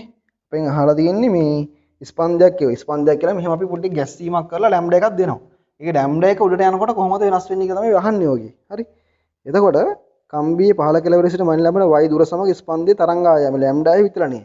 අපි දන්නවා v සමානයි t බෙදීම හරි m වල මූල. හරි. t බෙදීම m වල මූල. හරි. එතකොට මේ තීරත් තරංග වල ප්‍රවේගය හරි තන්තුවක ඇදි තන්තුවක තීරත් තරංග වල ප්‍රවේගය. එතකොට අපි දැන් තන්තුව තිරස්ව තිබ්බනම් එහෙම තියලා අපි මේ අපි යම්කිසි ආතතියක් මේක දැන් කප්පියක් වටා යවලා වගේ ආතතියක් යම්කිසි ස්කන්ධයක් එල්ලලා තිබ්බනම් හරි මේ තන්තුවේ ආතතිය වෙනස් වෙන්නේ නැහැ නේ. ඒ වෙනස් වුණ නැතුනට පස්සේ දැන් මේකේ දාලා තියෙන්නේ t කියලා කියන තන්තුවේ ආතතිය. හරි දැන් මේකේ වැඩේ තියෙන්නේ මේ තන්තිය උඩට යන්න යන්න ආතතිය වෙනස් වෙනවා. පැහැදිලිද?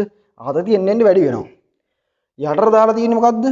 මේ තන්තුවේ ඒකක දිගක ස්කන්ධය. එහෙම නැත්නම් අපි කියනවා රේඛීය ඝනත්වය කියලා.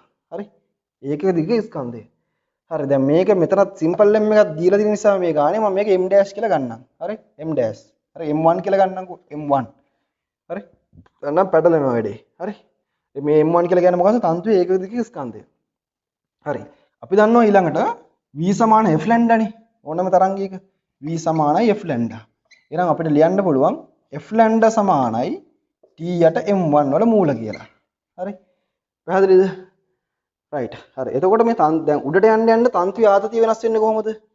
හරි. අපි දන්නවා දැන් මේකේ මයින් ලැබෙන දුර දැන් මේකට දුර සම්බන්ධ කරන්න පුළුවන්. හරි. දුර y අර. හරි. දුර y වෙනකොට අපි දන්නවා ඒකක දිගක ස්කන්ධය m1 නම් m1 නිසා අපි හිතමු යම් කිසි දුරක් ගත්තට පස්සේ y දුරක් කියලා හිතන්නකෝ. y දැන් y දුරත් එක්ක එතකොට මුළු ස්කන්ධ මේකේ ආතතිය අපිට ගන්න පුළුවන් t සමානයි හරි ආරම්භකදී ආතතිය කොච්චරද mg. හරි. මේක දිගේ y දුරක් ගියාට පස්සේ ආතතිය කොච්චරක් වෙන්න ඕනේද? මේ හරිය හිතන්නකෝ. y දුරක් ගියාට පස්සේ ආතතිය එන්න ඕනේද? එතකොට මේ mg ධන මේ y දුරේ තියෙන මේ කඹේ මේ තන්තුවේ මුළු බර තන්තුවේ බර විතර බර. ඒතර අපි තන්තුවේ ඒකක දිග ස්කන්ධයනේ සිම්පල් වම් කියලා ගන්නෙ. එතකොට තාතුවේ ඒකක දිග ස්කන්ධය m1 නම් y දිගක ස්කන්ධය කොහොමද ගන්නෙ? y වැඩි කරන්න පුළුවන් m1 වලින්. හරි. y වැඩි කරේ m1 බර ගත්තට පස්සේ g වෙනවා. එතකොට y දුරකදී ආතතිය t dash නම් අපිට ඒක ලියන්න පුළුවන් y m1 g ධන mg. මේ mg ස්කන්ධය තියෙනවනේ. හරිද? එතකොට අපිට t ට ඒක ආදේශ කරන්නකො වෙන්න මෙතෙන්ට. අන්න එතකොට y m1g ධන mg. රයිට්? ඔන්න ඔහම එන්නේ. පැහැදිලිද? එතකොට මේකේ මේ නියත දැන් මේ නියත ටික නොසලකා හරිනව නියත මේවත් නියතයිනේ. හරි. එතකොට මේකේ g නියතයි. හරි. අපිට එන්නේ ලැම්ඩා සමානුපාතිකයි කියලා. හරිද?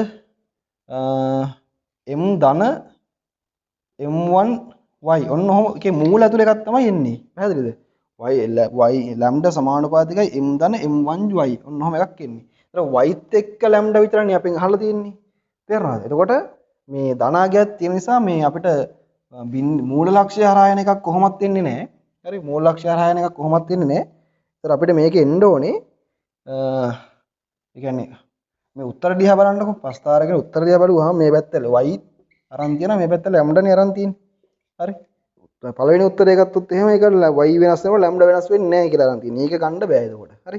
ඒක වෙන්න විදියක් නැහැ. දෙකේදී රේඛීය වැඩි වෙනවා. හරි. තුනේදී අඩු වෙනවා. අඩු වෙන උත්තර ගන්න බෑනේ. හතරේදී වැඩි වෙනවා. හරි. හතරේදී මෙන්න මෙහෙම තමයි උත්තර දීලා තියෙන්නේ. ඔහොම. හරි. පහේදී බිඳුවෙන්. හරි. බිඳුවෙන් පටන් ගන්න එකක් එන්න විදිහක් නෑ. ආරම්භයේදී m ස්කන්ධයක් එල්ලලා තියෙනවනේ. ආරම්භයේදී නම් ආතතිය තියෙනවා. හරි. එහෙම නැත්නම් අපි දැන් ස්පන්දයක් ඇති කරොත් එහෙම ලැම්ඩා එකක් කොහොමද තියෙනවනේ ඒකේ. හරිද? ඒතකොට බිඳුවෙන් පටන් ගන්න එකක් වෙන්න විදිහක් නෑ. හරි. y බිඳුවේදී කියන්නේ තන්තුවේ මුලින්ම කොටසේදී මුලින් පටන් ගන්නකොට y බිඳුවේදී එතකොට යම්කිසි ලැම්ඩා එකක් තියෙන්න ඕනේ. හරි. එහෙම ගත්තාම උත්තර වෙන්න පුළුවන් 2යි 4යි. හරි. තුන්වෙනි එක අඩු වෙන එකනේ වෙන්නේ. අඩු වෙන්න විදිහක් නෑ. උඩට යනකොට ආතතිය වැඩි වෙනවා. හැබැයි මෙතන මේකවල බලාපොරොත්තු වෙලා තියෙන මම හිතන්නේ 4 වෙනි උත්තරේ. හරි 4 වෙනි උත්තරේ එන්න බෑ. මොකද ලැම්ඩා සමානුපාතිකයි කියලා එන්නේ y වල මූල වලට. හරි. ඒ නිසා මෙහෙම ප්‍රස්තාරයක් නෙමෙයි ඉන්නේ. හරි. ඕක අනිත් පැත්තට තමයි එන්න ඕනේ. හරි. මෙන්න මෙහෙම. හරි. ඒ කියන්නේ y ත් එක්ක y කියන්නේ මේ උඩට යන්න ආතතිය වැඩි වෙනවා. ආතතිය වැඩි වෙනකොට ලැම්ඩා වැඩි වෙන්න ඕනේ. ඒක හරි. හැබැයි දුරත් එක්ක ලැම්ඩා එකේ සම්බන්ධය තියෙන මූල. හරි. ඔන්න ඔහොම එකක් එන්නේ. එතකොට ප්‍රස්තාරේ මේ මේ පැත්තට වක්‍ර වෙන්න බෑ. පස්තාරේ මෙහෙට තමයි එන්න ඕනේ. ඔහොම පස්තාරයක් තමයි එන්න ඕනේ. වැඩි වෙනවා. වැඩි වෙන ශීඝ්‍රතාවය අඩු වෙනවා. ඔන්න ඔහොම එකක් තමයි එන්න ඕනේ. හරි? ඔන්න ඔහොම පස්තාරක. එහෙම උත්තරයක් මේකේ නැහැ. හරි? ඒ නිසා මට හිතෙනවා මේකට ඕල් එකක් හම්බෙයි ඔයගොල්ලන්ට කියලා. හරි? ඔයගොල්ලන්ට ඕල් එකක් හම්බෙන්න ඕනේ. මේක මට හිතෙන්නේ ඕල්. හරි? එහෙනම් උත්තරේ 4 තමයි ඒගොල්ලෝ බලාපොරොත්තු වෙලා තියෙන්නේ මම හිතන්නේ. හැබැයි ඉතින් මෙහෙම උත්තරේ එන්න ඕනේ මෙහෙම. හරි? එහෙම එකක් නැති නිසා මේක ඕල් වෙන්න පුළුවන් ගොඩක් දුරට. හරි? එහෙම වුණොත් chance එකක්. හරි? එහෙම වුණොත් ලකුණක් හම්බෙනවා. හරි? කියන්නේ වැරදි 4ට නැතුව අනිත් ඒවාට ගහපු කට්ටියට ලකුණක් හම්බෙයි. හරි? හරි. මේ ප්‍රශ්නේ ඉවරයි. රයිට්. ඊට පස්සේ 16.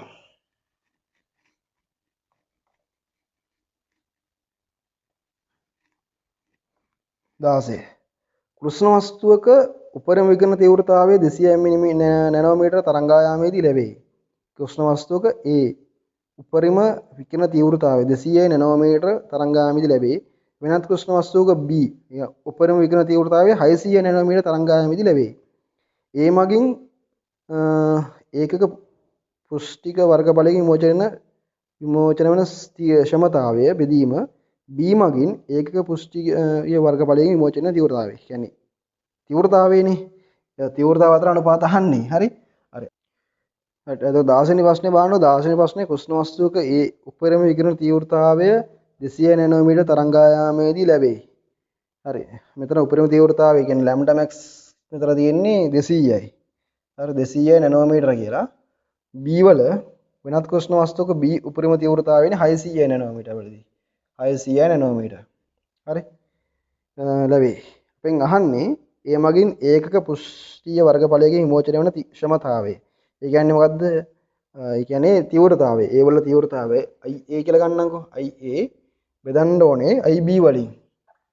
අනුපාතය අහන්නේ. හරි. අනුපාතය අගේ කොහොමද කියලා අහනවා. හරි.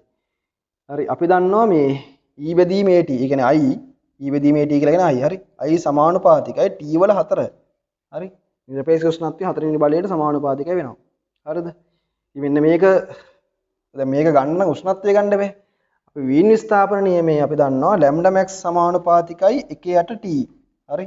ලැම්ඩා මැක්ස් සමානුපාතිකයි K බෙදීම T කියලා නෙන්නේ. එහෙනම් ලැම්ඩා මැක්ස් කියලා කියන්නේ ලැම්ඩා මැක්ස් හරි? සමානුපාතිකයි K ට T. හරි. එතකොට අපිට ගත්ත හැකි අවස්ථා දෙකට අදාළව උෂ්ණත්ව දෙක අපිට ගත්ත හැකි. මම මේක T උෂ්ණත්වය TA කියලා ගන්නම්. මෙතන උෂ්ණත්වය TB කියලා ගන්නම්. හරිද? එතකොට 200 සමානුපාතිකයි එකයට TA එක ඊළඟට 600 සමානුපාතිකයි හරි එකයට TB නේද දෙක එක බෙදන්න දෙකෙන් එක බෙදීම දෙක එතකොට එනවා 200යට 600 සමානයි 200යට 600 සමානයි එකයට TA බෙදන්න එකයට TB වලින් හරිද 200ට 600 හරිනේ 200 බෙදීම 600 සමානයි එකයට TA බෙදීම එකයට TB හරි එතකොට TB යට TA එනවා අපිට TB යට TA එනවා මේක එකයි මෙතන දෙකයිනේ sorry 3යිනේ එකයට 3යි කියලා හරි TB යට TA එනවා 3යි කියලා right අපි ඒක හොයාගත්තා හරි එක බෙදීම 3 TB යට TA තරේ කැර 3යිනේ TB යට TA කැර 3ක් කියලා එනවා right ඊට පස්සේ ඒක හොයාගෙන මෙන්න මේකට දාන්න වෙනවා හරි එතකොට IA සමානුපාතිකයි TA වල 4 IB සමානුපාතිකයි TB වල B උෂ්ණත්වය 4 වෙනි බලය මේක අර 3 වෙනි එක මේක 4 වෙනි එක කියලා ඔය දෙක බෙදන්න හරි මේ ටික මකනවා අපිට මෙන්න මේක තමයි වැදගත් වෙන්නේ හරි TB යට TA එකයට 3 හරි මේක මෙහෙම ගත්තාම 3 බෙදන්නකො 4ෙන් 3 බෙදීම 4 ඒතර අපිට එනවා IA යට IB සමානයි IA යට IB සමානයි TA උෂ්ණත්වයට TB වල 4 වෙනි බලය කියලා ගත්තා හැකි හරිද එහෙනම් අපිට එන්න ඕනේ මේ TA යට TB කියලා ගත්තොත් මේක 3යි කියලා එන්න ඕනේ අපිට මෙතන තියෙන T යට TB නේ අපිට මෙතන ඇවිල්ලා තියෙන TB යට TA ඒක එකයට 3යි නම් TA යට TB උඩයට මාරු කරාම 3යි දැන් මෙතන 3 4 වෙනි බලය කියලා දැම්මේ 3 4 වෙනි බලය. එහෙනම් 3 4 වෙනි බලය එනවා 3 වල 3 9 9 27 81 නේ 81. එහෙනම් උත්තරේ 81 කියලා තමයි එන්නේ. එහෙනම් උත්තරේ 5. හරි. මේකට 5. 16ට 5. හරි නේද? 17 සිරස් අතට පහළට ගමන් කරන උත්තෝලකයක ප්‍රවේග කාල ප්‍රස්ථාරය දීලා තියෙනවා. හරිද? ඒක ස්කන්ධ කිලෝග්‍රෑම් එකක කුට්ටියක් උත්තෝලකයේ බිම මත තබා ඇත. කුට්ටියේ දෘශ්‍ය බර කොපමණද කියලා අහනවා. හරි. මේ ප්‍රස්ථාරයෙන් ගත්පෙට ගත්ත හැකි උත්තෝලනයේ තොරණය. හරි. උත්තෝලකය කොහෙටද යන්නේ? මේ කියන්නේ පහළට තොරණය වෙන්නේ. අපි හිතමු ඒ තොරණයක් තියෙනවා කියලා. තොරණය අපිට මේ ප්‍රස්ථාරයේ ප්‍රවේග කාල ප්‍රස්ථාරය අනුක්‍රමණයෙන් ගත්ත හැකි. එහෙනම් තොරණය සමානයි. එතකොට අනුක්‍රමණය 4 බෙදීම 4 එකයිනේ. 1 ms සින්න දෙක තොරණයක් තමයි තියෙන්නේ. එහෙනම් පහළ දින සම්ප්‍රයුක්ත තොරණය කොච්චරද? a dash නම් ඒක තොරණ දෙක g පහළට තියෙන්නේ. සම්ප්‍රයුක්ත විතර මොකක් වෙනවද? g ඍණ a වෙනවා. ඒ කියන්නේ 9යි. හරි g 10යිනේ. 9යි ms ඍණ දෙක තමයි තියෙන්නේ තොරණය. හරිද? තොරණ දෙක එකම පැත්තට තියෙනකොට අඩු කරලා තමයි ගන්නෙ. g වලින් a අඩු කරන්න වෙනවා. 9යි. හරිද? එහෙනම් දුෂ්ට බර මොකක් වෙන්න ඕනේද? දුෂ්ට බර w සමාන mg නේ. එතකොට ස්කන්ධය කිලෝග්‍රෑම් 1යි මෙතනදී මෙන්න මේ a dash තමයි දාන්න ඕනේ. හරි. එතකොට 9යි. එතකොට 9යි නිව්ටන් තමයි දුෂ්ට බර වෙන්නේ. 9යි නිව්ටන්. උත්තරේ 14 3. හරි 14 3 තමයි උත්තරේ. හරි සිම්පල්. හරි. කියලා ඇති දෙයක් නැහැ. හරිද? 18 සමාන ආරෝපණ ඇති ස්කන්ධ පිළිවෙලින් MA සහ MB වූ A සහ B අංශු දෙකක් ඒකාකාර චුම්බක ක්ෂේත්‍රයකට ලම්බව ගමන් කරයි. අංශු වල වේග පිළිවෙලින් VA සහ BB යන අතර ඒවා ගමන්පත රූපේ දැක්වෙන පරිදි වේ. පහත් සඳහන් ප්‍රකාශනයේ සත්‍ය වන්නේ කුමක්ද කියලා අහනවා. හරි.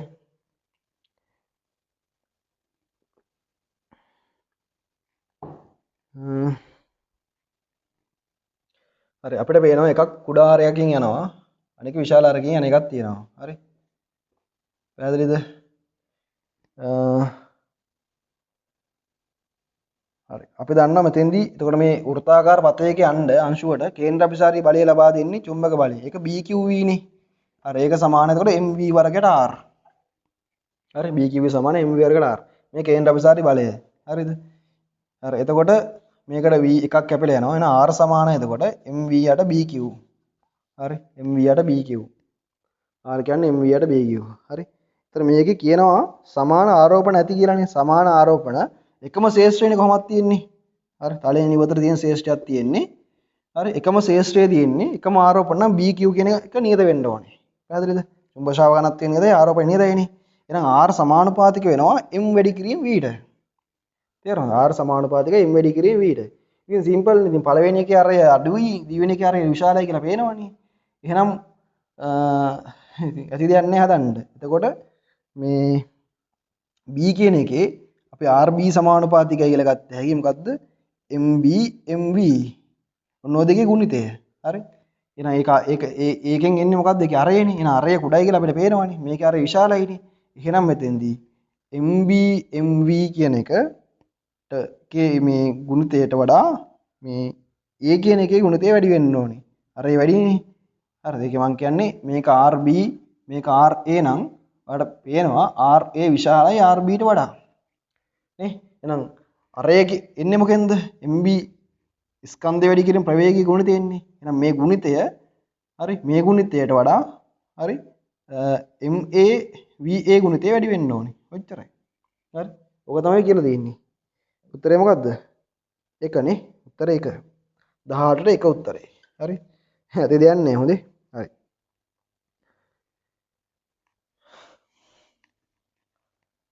ඊළඟ එක 19 හීලියම් සාපේක්ෂ පරමාණු ස්කන්ධය 4ක් වායුව පුරව ඇති එක් කෙලවරක් වසා ඇති නලයක මූලික සංඛ්‍යාතය F වේ. බසු එම උෂ්ණත්වයේදීම නලය නියෝන් සාපේක්ෂ පරමාණු ස්කන්ධය 20ක් වන වායුවෙන් පුරවනු ලැබේ.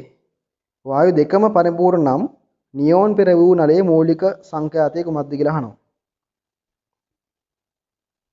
right. අපි දන්නවා මේ වාතය තුල ධ්වනි වේගය. හරි. වාතය තුල ධ්වනි වේගයෙන් දෙන්න සමීකරණය. අපි වර්තමානයේ භාවිත කරන සමීකරණය V සමානයි gamma RT යට m වල මූල. හරි. gamma කියන්නේ මොකද්ද? gamma කියන්නේ පරමාණුකතාවය. හරි. ඒ වායුවක ප්‍රධාන විශිෂ්ටතා පදාර්ථ දෙකක් තියෙනවා. හරි. මේ දෙක අතර අනුපාතය තමයි උතරින් එන්නේ. R කියලා කියන්නේ සාරවත්‍ර වායු නියතය. T කියලා කියන්නේ නිරපේක්ෂ උෂ්ණත්වය. මෙන්න මේ M කියලා කියන්නේ මොකද්ද? හරි. සාපේක්ෂ පරමාණු ස්කන්ධයනේ. එතකොට හීලියම් වායුවයි නියොන් වායුව ගත්තට පස්සේ ඒ වායු දෙක විතරක් නම් තියෙන්නේ. සාපේක්ෂ පරමාණු ස්කන්ධ තමයි වෙනස් වෙන්නේ. හරි. හරි. ඊට පස්සේ අපෙන් අහන්නේ මොකද්ද මේකේ මේ හරි. V සමාන F ලැම්ඩානේ. හරිද? V සමාන F ලැම්ඩා. එතකොට මේ V සමාන F ලැම්ඩා. දැන් මූලිකය F උනාලු මුලින්. හරි. එතකොට මේ මූලිකයනේ නේ. එතකොට මේ හරි. උඩට එක් කෙලවරක් වැසූ නලයක. හරි. එක් කෙලවරක් වැසූ නලයක් ගත්තාම මෙහෙම එකන්නේ. මේකේ මූලිකය ඇති වෙන්නේ මෙන්න මෙහෙම. හරි. මූලිකය ඕක. හරි. ඕක ලැම්ඩා බෙදීම 4ක් නේ. ලැම්ඩා බෙදීම 4 සමානයි. එතකොට මේ නලයේ දිග L කියලා හිතන්නකෝ. හරි. නලයේ දිග L නම් L. එතකොට ලැම්ඩා සමානයි 4යි L වෙනවා. හරි. ලැම්ඩා කොහොමවත් වෙනස් වෙන්නේ නැහැ. අපි ඔය ගත්තත් එක නැතත් එකයි. හරි. මෙතෙන්ද එතකොට එකම අවස්ථා දෙකක් මේ කම්පෙයාර් කරන්න තියෙන්නේ. අවස්ථා දෙකේදී මේකේ උෂ්ණත්වය නියතයි. ඒක නිරපේක්ෂ උෂ්ණත්වය නියතයිනේ. V වෙනස් වෙන්නේ මේ M වෙනස් වෙන නිසා. හරි. එතකොට අපිට V සමානුපාතිකය කියලා ගත්ත හැකි M වල මූල. හරි. V ට දාන්න එකයට M වල මූල කියලා. සමානයි F වැඩි කිරීම ලැම්ඩා කියන්නේ 4යි. L එක තිබ්බත් එකයි නැතත් එකයි. හරි. හරි. එතකොට පළවෙනි අවස්ථාවේදී අපි හීලියම් වලින් ගත්තාම එකයට සාපේක්ෂ පරමාණු ස්කන්ධය 4යිනේ. එතන 4යි. 4ේ මූල.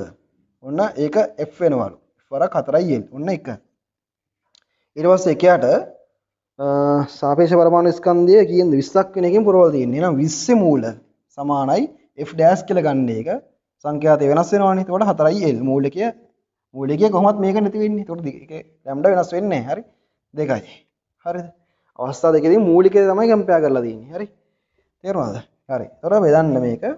බෙදුවාම එනවා අපිට එක බෙදන්න දෙකෙන්. හරි. එතකොට එනවා මේක උඩට එනවනේ 20 බෙදීම 4 මූල. 20 බෙදීම 4 කියන්නේ 5. එහෙනම් 5යි. 5 මූල 5 සමානයි. මෙතන මේකට මේක කැපිලා යනවා. F යට F ඩෑෂ්. එහෙනම් F ඩෑෂ් එන්න ඕනේ F බෙදීම 5 මූල කියලා. හරි. F බෙදීම 5 මූල. එහෙනම් උත්තරේ මොකද්ද? 2. හරි. 2. එතකොට 19ට උත්තරේ 2 වෙන්න ඕනේ. හරිනේ? සිම්පල්. හරි. 20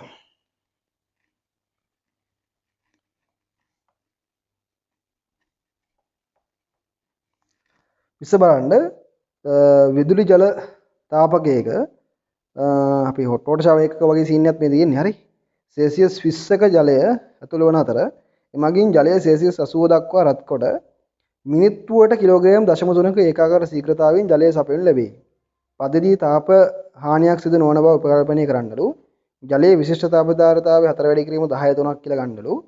තාපකයේ ක්ෂමතාවය කියන්නේ තප්පරයට කොච්චර ශක්තියක් දෙනවද කියන තමයි අහන්නේ. හරි. තප්පරයට කොච්චර තාප ශක්තියක් ලබා දෙනවද කියලා තමයි අහන්නේ. එහෙනම් තප්පරයකදී ජලයට යන ජලය කොච්චර රත් වෙනවද? හරි. එතකොට මේ Q සමානයි ms ඩෙල්ටා t ටනේ. හරි. එතකොට මේ පැත්තක් කාලයෙන් බෙදලා මේ පැත්තක් කාලයෙන් බෙදුවා නම් අපිට ක්ෂමතාවය කෙලින්ම ඩිරෙක්ට් ගන්න පුළුවන්. එහෙනම් එතකොට P එනවා අපිට කෙලින්ම.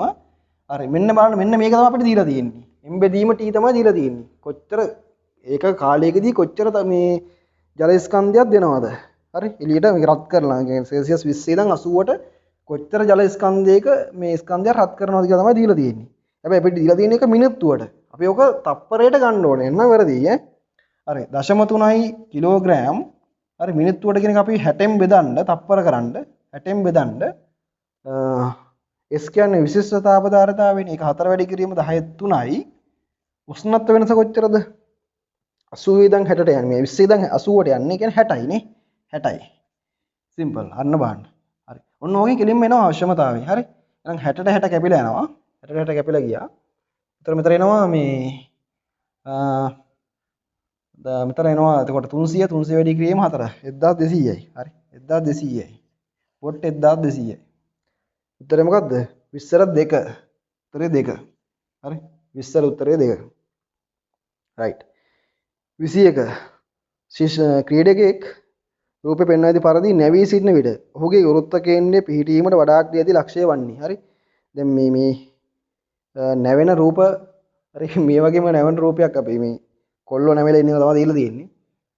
නැවෙන රූප 1994 කොහෙද මේ වගේ මෙන්න මේකම දීලා අහලා තිබ්බා. හරි. මේ පාස් පේපර් ප්‍රශ්නයක්. ඒතකොට මේකේ උත්තරය මොකද්ද? හරි දැන් මේ තියෙන විදිහට උත්තරය මොකද්ද? සාමාන්‍ය මිනිස්සෙගේ වෘත්ත කේන්ද්‍රය තියෙන්නේ කොහේ හරිද? පෙකේනිය හරි. හරි. ඔක නැමුණාට පස්සේ ඔහොම නැමුණාට පස්සේ දැන් මේ ඔහොම ඇලවුනහම හරි මේක මේ B වලට වගේ එනවා. හරි. කියන්නේ අපේ ඇඟෙන් එලෙට යනවා වෘත්ත කේන්ද්‍රය. හරි. B වලට එනවා. පැහැදිලිද? ඔය A උත්තරේද B උත්තරේද කියලා තෝරගන්න බැරි වෙන්න පුළුවන්. දැන් A උත්තරේ ගත්තොත් එහෙම මේ ගූර්ණයක් ඇතුළේ පෙරලෙන්න ඕනේ. හරිද? A උත්තරේ වෙන්න බෑ. උත්තරේ මොකද්ද? B. හරි. උත්තරේ B. එතකොට 21ට 2 උත්තරේ. හරි 21ටත් 2. හරි. සිම්පල් ඈ. right. ඊට පස්සේ 22 ක්‍රීඩකයෙක් රූපේ පෙන්වා ඇති පරිදි හරි 22 ගුවන් විදුලි යන්ත්‍රයක් මගින් එහි සිට මීටරයක් දුරකදී ඩෙසිබෙල් 40ක ධ්වනි තීව්‍රතා මට්ටමක් නිපදවන ශබ්දයක් නිකුත් කරයි. හරි. පුද්ගලයෙකුට පැහැදිලිව ඇසෙන ධ්වනි තීව්‍රතා මට්ටම ඩෙසිබෙල් 20 නම්. ඒ කියන්නේ යම්කිසි පුද්ගලයෙක්ට ඇහෙන්නේ ඩෙසිබෙල් 20ලු. හරි. ඒ කණේ දෝෂයක්. හරිද? හරි. ඩෙසිබෙල් 20ට වඩා ඇහෙනවනේ නේ සාමාන්‍යයෙන්. හරි. ශ්‍රවතා දෙහෙලිය කියලා එකක් තියෙනවානේ. ඒක තීව්‍රතාවය ඒකට ඒක වෙන ආගයක් නෙන්නේ ඩෙසිබෙල් 20 යම්කිසි පුද්ගලයෙකුට ඇහෙන්නේ ඩෙසිබෙල් 20ලු. හරි. ඊට වඩා අඩු වුණොත් ඇහෙන්නේ නැහැ එතකොට නේ. හරි. ගුවන් විදුලි යන්ත්‍රයේ සිට ශබ්දය පැහැදිලිව ඇසෙන උපරිම දුර ඒ පුද්ගලයාට කොච්චර දුරකට ගියාමද ඇහෙන්නේ කියලා අහන්නේ. කියන්නේ ඩෙසිබෙල් දැන් දුරට යන්න යන්න අපි දන්නවා මේ තීව්‍රතාවය එන්න අඩු වෙනවනේ. තීව්‍රතාවය අඩු වෙනකොට හරි දුරට යන්න යන තීව්‍රතාවය අඩු වෙනවා. තීව්‍රතාවය අඩු වෙනකොට අපි දන්නවා තීව්‍රතා මට්ටමත් අඩු වෙනවා. හරි. සාමාන්‍ය ශබ්දය මේක කියලා තියෙනව නේද? ඒක ධ්වනි තරංගයේ ගෝලීයව පැතිරෙනවා කියලා තියෙන්නේ. හරි. ධ්වනි තරංගය සාමාන්‍යයෙන් ගෝලීයව තමයි පැතිරෙන්නේ. හරි. ගෝලීය ප්‍රදේශයකට යන්නේ ධ්වනි තරංගය. ඒතර මෙතන හිතන්නකෝ මෙතනින් තමයි ශබ්දය නිකුත් වෙන්නේ. හරි. ගෝලීය ප්‍රදේශයක යනවා. ඔහොම පැතිරලා යනවා. පැහැදිලිද? හරි. මෙයාට දැන් මීටරයක් දුර අපි තුමු මේ දුර මීටරයක් කියලා. හරි. මීටරයක් දුරදී ඩෙසිබෙල් 40යි. හරි. පැහැදිලිද? ඊට පස්සේ දුරට යන්න තීව්‍රතාවය අඩු වෙනවා. හරි. අඩු වෙලා මෙන්න මේ ලක්ෂයට ගියාට පස්සේ ඩෙසිබෙල් 20ක් වෙනවා කියලා හිතන්නකෝ. හරි. තීව්‍රතාවය අඩු වෙනවා. තීව්‍රතාවය අඩු වෙනවා කියලා කියන්නේ තීව්‍රතා මට්ටමත් අඩු වෙනවා ඈ. තීව්‍රතාවය අඩු වෙනවා කියන්නේ තීව්‍රතා මට්ටමත් එන්න අඩු වෙලා යනවා. හරි. මේ ලක්ෂයට ගියාට පස්සේ ඩෙසිබෙල් 20යි කියලා හිතන්නකෝ. අපෙන් අහන්නේ මේ දුර කොච්චරක්ද කියලා. හරි. මේ දුර කොච්චරක්ද කියලා මේ අහන්නේ. සිම්පල් ප්‍රශ්නයක් අහන්නේ. මේ දුර 1යි. හරි. 1 මීටර. මේ තීව්‍රතාවය මෙතනින් තමයි නිකුත් වෙන්නේ. හරි. මෙන්න මෙතෙන්දී ඩෙසිබෙල් 40ක් තියෙනවා. මේ හැරෙඩි ගියාට පස්සේ හරි. يعني මේ දුර තමයි ගන්න. හරි. ඉතින් මේ පාරම උනත් කමන්නේ. හරි. මෙතෙන්ට ගන්න ඕනේ. ගෝලියවනේ යන්නේ. හරි. අපි මේ මොකක් මෙහෙන් ඇදලා තියෙන්නේ. හරි. يعني මෙතෙන්දිත් මෙන්න මෙතන මේ ලක්ෂයේදීත් තියෙන්නේ මෙයාට ඩෙසිබෙල් 40යි. හරි. මෙතන තියෙන්නේ ඩෙසිබෙල් 40යි. මෙතෙන්ට ගියාට පස්සේ ඩෙසිබෙල් 20ක් වෙනවා කියලා හිතන්න. හරි. මේක දුර මෙන්න මේ දුර කොච්චරද කියලා තමයි අහන්නේ. හරි. ඔතන ලොකු දෙයක් නැහැ. හරි. හිතින් හදන්න පුළුවන් ගාණක් මේක. මෙතන දැන් මෙතන යනවා ඩෙසිබෙල් 20කින් අඩු වෙනවා තියෙනවනේ. හරිද? හොඳට බලන්න. හරි. මෙතන දැන් මෙතන යනවා ඩෙසිබෙල් 20කින් අඩු වෙනවා. ඩෙසිබෙල් 20කින් අඩු වෙනවා නම් තීව්‍රතා මට්ටම මේ මට්ටම ඩෙසිබෙල් 20කින් අඩු වෙන්න තීව්‍රතාවය හරිද? මෙතන i තිබ්බනම් හරි මෙතන i තිබ්බනම් කියන්නේ CI i තිබ්බ කියලා හිතමු CI i තිබ්බනම් මෙතෙන්දි i වෙන්න ඕනේ. හරි? i වෙන්න ඕනේ. හරි නේද? ඒ ඉතින් අපි හැම සමීකරණයක් තියෙනවානේ data L සමානයි 10 ලඝු 10 පහදෙන් i2 යට i1 කියලා. එහෙනම් CI i තිබිච්ච එක i වුණොත් තමයි හරිද? ඩෙසිබෙල් 20ක වෙනසක් එන්නේ. හරි 10 පාදින් 10 මේ 100 කියලා කියන්නේ 10 දෙවෙනි බලයනේ. දෙක වැඩි කිරීම 10 20ක් කියලා එනවා. ඩෙසිබෙල් 20ක වෙනසක් එන්න නම් මෙතන CI i තිබිලා ඒක i දක්වා අඩු වෙන්න ඕනේ. තේරෙනවනේ? හරි. අපි එහෙම හිතලා හදමු. එහෙම හිතුවට පස්සේ හරි දැන් මේ CI i තියෙන දුර කොච්චරද? මෙන්න මේ දුර 1යි මෙන්න මේ දුර කොච්චරද? 1 මීටරනේ. හරි. මෙතන දැන් මෙතනටම තියෙන දුරනේ අපිට අහන්නේ. හරි. එතකොට මෙතන තීව්‍රතාවය CI i තිබිලා මෙතන තීව්‍රතාවය i වෙනවා කියලා හිතන්න. හරි. එතන අපි දන්නවා තීව්‍රතාවය දුරත් එක්ක විචලනය වෙන්නේ කොහොමද? හරි. i සමානයි හරි ක්ෂමතාවයේ බෙදීම 4fi r වර්ගනේ ගෝලීය විචලනය වෙන්නේ. එතකොට මේ වස්තුවින් නිකුත් කරන ක්ෂමතාවයේ තප්පරයේදී නිකුත් කරන ශක්තිය දොනේ ශක්තිය නියතයක්. හරි. එතකොට මෙන්න මේ ටික නියත වුණාම I සමානුපාතිකයි 1ට R වර්ග කියලා එනවා. හරි? I සමානුපාතිකයි 1ට R වර්ග. එතකොට ඒක දාන්නකෝ. I සමානුපාතිකයි 1ට R වර්ග. පළවෙනි එකේ CII අවස්ථාවේදී තීව්‍රතාවය දුර 1 වර්ග. ඔන්න 1. ඊට පස්සේ තීව්‍රතාවය I වෙනකොට දුර 1ට අපි x වර්ග කියලා ගන්න වෙන්නේ. නේද 2. හරිද? 1 බෙදන්න 2කින්. 1 2කින් බෙදුවාම 100 සමානයි x වර්ග කියලා එනවා. එහෙනම් x සමානයි 10යි මීටර. 10යි මීටර. හරි? x සමානයි 10යි මීටර. ඔන්න ඔහම තමයි උත්තරේ එන්නේ. පැහැදිලිද? එහෙනම් මෙතන ඉඳන් මෙතෙන්ට තියෙන දුර කීයද? 10යි මීටර. හරි?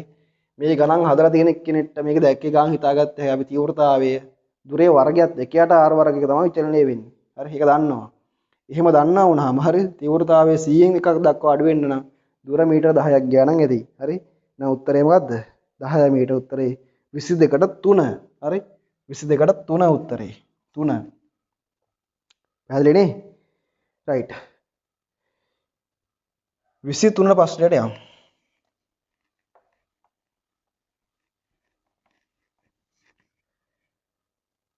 ආර්ද්‍රතාවය පිළිබඳව පහත ප්‍රකාශ සලකා බලන්න. පළවෙනි ප්‍රකාශය තුෂාරාංකයට වඩා අඩු උෂ්ණත්වවලදී සාපේක්ෂ ආර්ද්‍රතාව නියත වේ.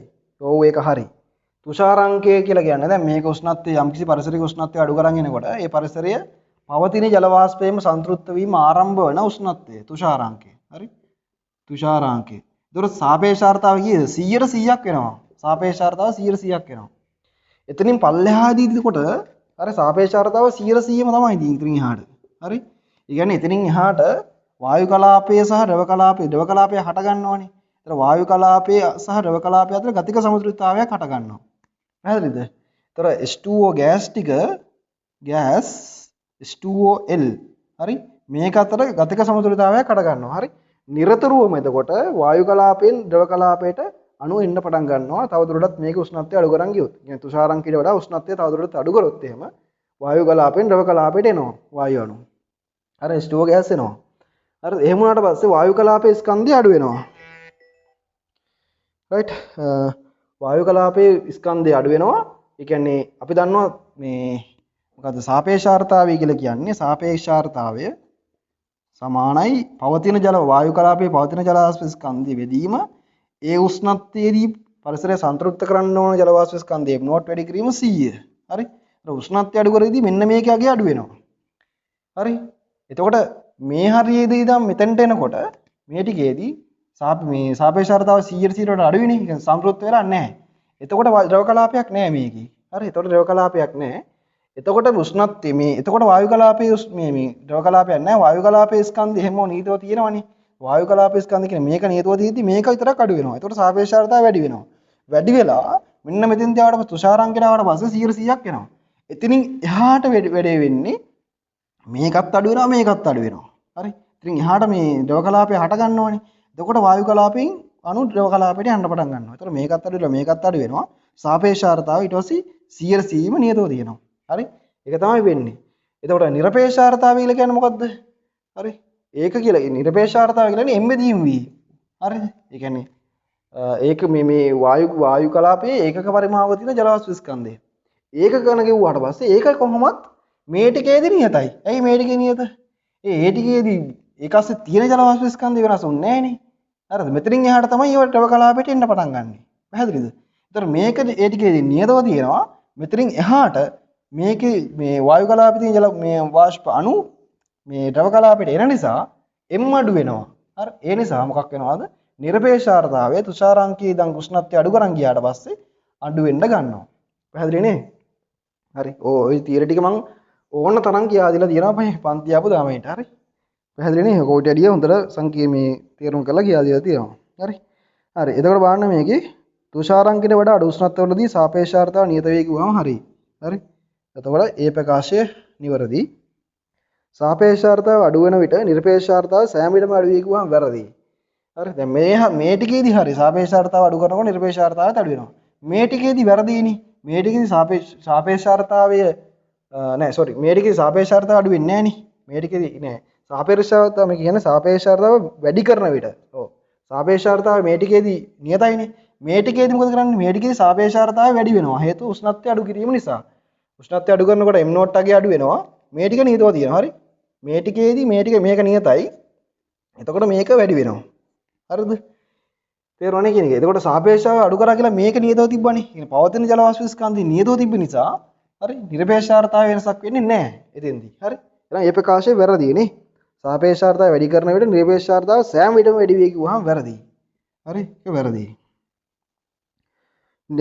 ඊට පස්සේ කියනවා නිරපේක්ෂාර්ථතාවය නියත විට උෂ්ණත්වය වැඩි වීමත් සමග සාපේක්ෂාර්ථතාවය අඩු වෙයි කියලා කියනවා. ඒ කියන්නේ දැන් මේකේ උෂ්ණත්වය වැඩි කරොත් එහෙම. හිතන්නකෝ මේ මට්ටමේ තිබ්බි කියලා. මෙතනින් එහාට උෂ්ණත්වය වැඩි කරගෙන යනවා. උෂ්ණත්වය වැඩි කරාම නිරපේක්ෂාර්ථතාව නියතව තියෙනවා කියලා කියන්නේ ජල වාෂ්ප ස්කන්ධය නියතයි. හරිද?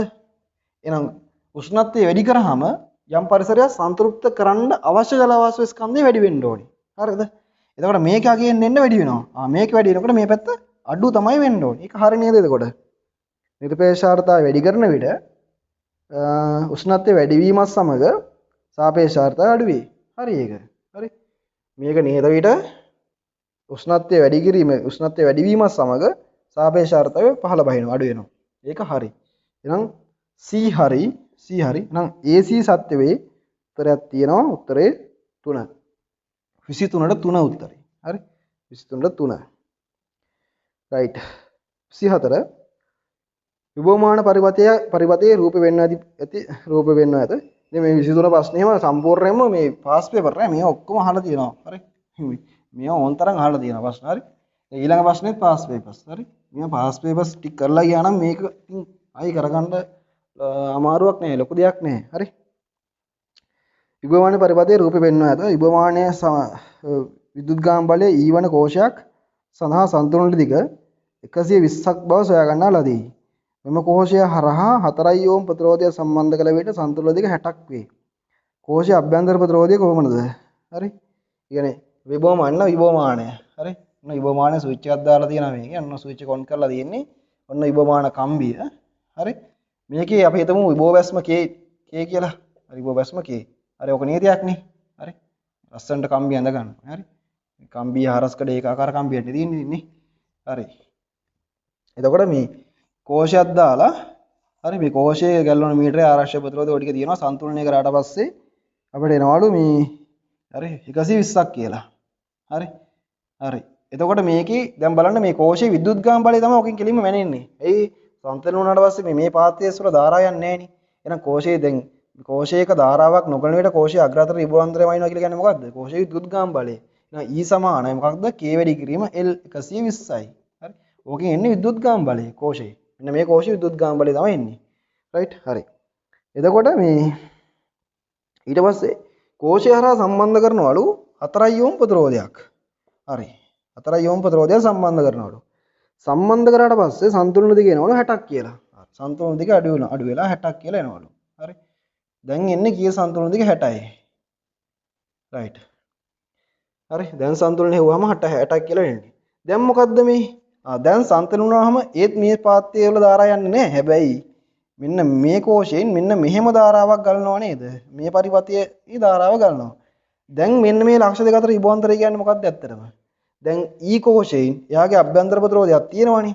අභ්‍යන්තර ප්‍රතිරෝධයට කොටසක් තියාගෙන එයාගෙන් එළිය ප්‍රතිරෝධයට දෙන ඉබෝන්තරය තමයි හරි. එයාගෙන් මේකෙන් එළියට දෙන කොටස තමයි දැන් මේකෙන් මැනින්නේ අපිට. හරි. තේරුණා කියන එක? එතකොට අපිට අපි හිතමු මෙතන PQ ලක්ෂ දෙක කියලා. VPQ තමයි එන්න ඕනේ K වැඩි කිරීම 60න්. දෙක. හරිද? දැන් ඔයාලට තේරෙනවද? කෝෂයේ විද්‍යුත්ගාම බලය K වැඩි කිරීම 120යි. ඒකෙන් එළිය 4 ඕම්ට ගිහිල් දීලා තියෙන ඉබෝන්තරය කීයද? K වැඩි කිරීම 60යි. හරියටම භාගයක් තමයි එළියට දීලා තියෙන්නේ. හරිද? මේකේ කෝෂයෙන් විද්‍යුත්ගාම බලය හරියටම භාගයක් බාහිර පරිපතයේ බාහිර ප්‍රතිරෝධයට දීලා. එහෙනම් මොකක් වෙන්න ඕනේ? විභව වේදනය අනුව එයාගේ අභ්‍යන්තර ප්‍රතිරෝධයටත් හරියටම භාගයක් තියාගෙන තමයි එළියට දීලා තියෙන්නේ. එහෙනම් මොකක් වෙන්න ඕනේද? එහෙනම් හරියටම අභ්‍යන්තර ප්‍රතිරෝධයයි බාහිර ප්‍රතිරෝධයගේ සමාන වෙන්න ඕනේ. හරි විභව වේදනය අනුව එයාගේ අභ්‍යන්තර ප්‍රතිරෝධයත් 4 ඕම් වුණොත් තමයි එයාගේ විද්‍යුත්ගාම බලයෙන් හරියටම භාගයක් එයා ඇතුළට තියාගෙන හරියටම භාගයක් එළියට දෙන්නේ. එහෙනම් කෝෂයේ අභ්‍යන්තර ප්‍රතිරෝධයත් හරි 4 ඕම් වෙන්න ඕනේ. හරි. එහෙනම් මොකද්ද? 24ට උත්තරේ 4. උත්තරේ 4. සිම්පල් ඈ. රයිට්.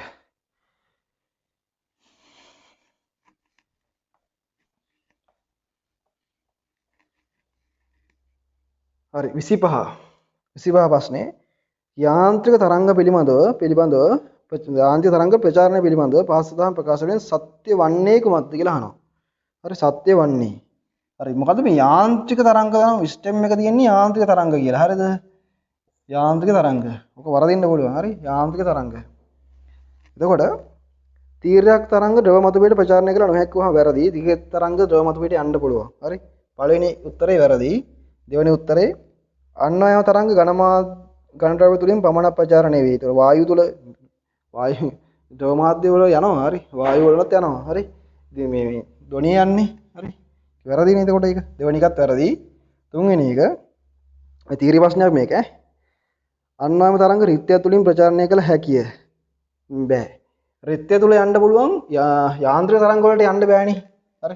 යාන්ත්‍රික තරංග වලට රිත්ත්‍ය තුල යන්න බෑ. හරිද? යන්න පුළුවන් රිත්ත්‍ය තුල ගමන් කරන්න පුළුවන් විද්‍යුත් චුම්බක තරංග වලට පමණයි. විද්‍යුත් සියලුම විද්‍යුත් චුම්බක තරංග හරි මේ යාන්ත්‍රික මේ මොනවද? තීර්යක් තරංග වලට තමයි වෙන්නේ. හරි. සියලුම විද්‍යුත් චුම්බක තරංග තීර්යක් තරංග. තීර්යක් තරංග. පැහැදිලිද? එතකොට අන්‍යව තරංග රිද්දේ තුලින් ප්‍රචාරණය කළ හැකි කිව්වා වැරදි. ඉතින් මේක යාන්ත්‍රික තරංග යටතේනේ මේක සිස්ටම් එක තියෙන්නේ කොහොමද? එතකොට යාන්ත්‍රික තරංග වල තීර තරංග කියලා කිව්වොත් එතන වැරදි කියලා ගන්න පුළුවන්. ඇයි ඉතින්? යාන්ත්‍රික තරංග යටතේනේ සිස්ටම් එක තියෙන්නේ. එතකොට තීර තරංග රිද්දේ තුලින් ප්‍රචාරණය කළ හැකි වුවාම සිස්ටම් එක හරි තමයි. හැබැයි යාන්ත්‍රික තරංග වල තීර තරංග යවන්න බෑ රිද්දේ තුලින්. හරි යාන්ත්‍රික තරංගේ කොහොමවත් යන්න බෑනේ රිත්ත්‍ය තුලින්. යාන්ත්‍රික තරංගයක් තීරයක් වුණත් අන්‍යය වුණත් රිත්ත්‍ය තුලින් යන්න බෑ. ඒතකොට මේ සිස්ටම් එක වැරදි. පැහැදිලිද? එහෙම තමයි හිතන්න වෙන්නේ. හරි. හතරවෙනි එක තීරය තරංග වායුන් තුලින් ප්‍රචාරණය කළ නොහැක. තීරය තරංග වායුන් තුලින් ප්‍රචාරණය කළ නොහැක. ඔව් ඒක හරි. හරි තීරත් වායු තුල යන්න පුළුවන් අන්‍යයම තරංග පමණයි. තීරය තරංග වායු තුලින් යන්න බෑ. ඔන්න එන්නේ සිස්ටම් එක හරි. හරි. තීර තරංග වායුන් තුලින් යන්න බෑ. දැන් ඔයගොල්ලන්ට හිතෙන්න පුළුවන් මේ විද්‍යුත් චුම්බක තරංග යන්න පුළුවන් නේ තීර තරංග කියලා. විද්‍යුත් චුම්බක තරංග ගැන හිතන්න බෑ මෙතෙන්දී. හරි. මේක යාන්ත්‍රික තරංග ගැන යහන්නේ. යාන්ත්‍රික තරංග ගැන ඇහුවාම අන්නායම් මේ යාන්ත්‍රික තරංග වල තීර තරංග වායුන් තුලින් ප්‍රචාරණය කළ නොහැක කිව්වහම ඒක හරි නේද? යන්න බෑ. ඒක තමයි උත්තරේ ඒකට එන්න ඕනේ. හරි. පහ කියනවා අන්නායම තරංග ශක්තිය සහ පදාර්ථ යන දෙකම සම්ප්‍රේෂණය කරයි නෑ. අන්නායම තරංගයක් කියලා කියන්නේ ශක්තිය යන දිශාවට ලම්බව අංශු කම්පණය වෙනවා. අංශු කම්පණය වෙනවා කියන්නේ එයාගේ ඔරිජිනල් පිහිටීමේ ඉඳලා මෙයාගේ ඔරිජිනල් පිහිටීම මෙහෙමනම් දෙපැත්තට යනවා ගිහිල්ලා එනවා අපෝ. ඇහිලා මෙහෙට. හරි? අංශුව යන්නේ නැහැ. හරිද? කිසිම තරංගයක මාධ්‍ය අංශුව ගමන් කරන්නේ නැහැ. මාධ්‍ය අංශු කම්පණය වෙලා ශක්තිය තමයි ගමන් කරන්නේ. පැහැදිලිද? තේරුණානේ? එතකොට මේ මෙතෙන්දී මේ අන්නායම තරංගයේ පදාර්ථ යන දෙකම සම්ප්‍රේෂණය කරනකොහම වැරදි. ශක්තිය විතරයි සම්ප්‍රේෂණය කරන්නේ. පස්වෙනි උත්තරෙත් වැරදි. උත්තරේ 4 මේකට. හරි? 25ට 4. හරි. එහෙනම් ළමයි මේ මම මේ MCQ 25ක මුල් වීඩියෝ එකකින් ගේන්න ඔයගොල්ලෝ මේ ගේන්න බලාපොරොත්තු වෙන්නේ පළවෙනි MCQ 25 විතරයි. ඊළඟ 25ත් උත්තර මේ වගේම මේ කියන්නේ ආන්සර්ස් ටික නිකන් දෙන්න නැතුව මේ විවරණයක් දෙන්නම්.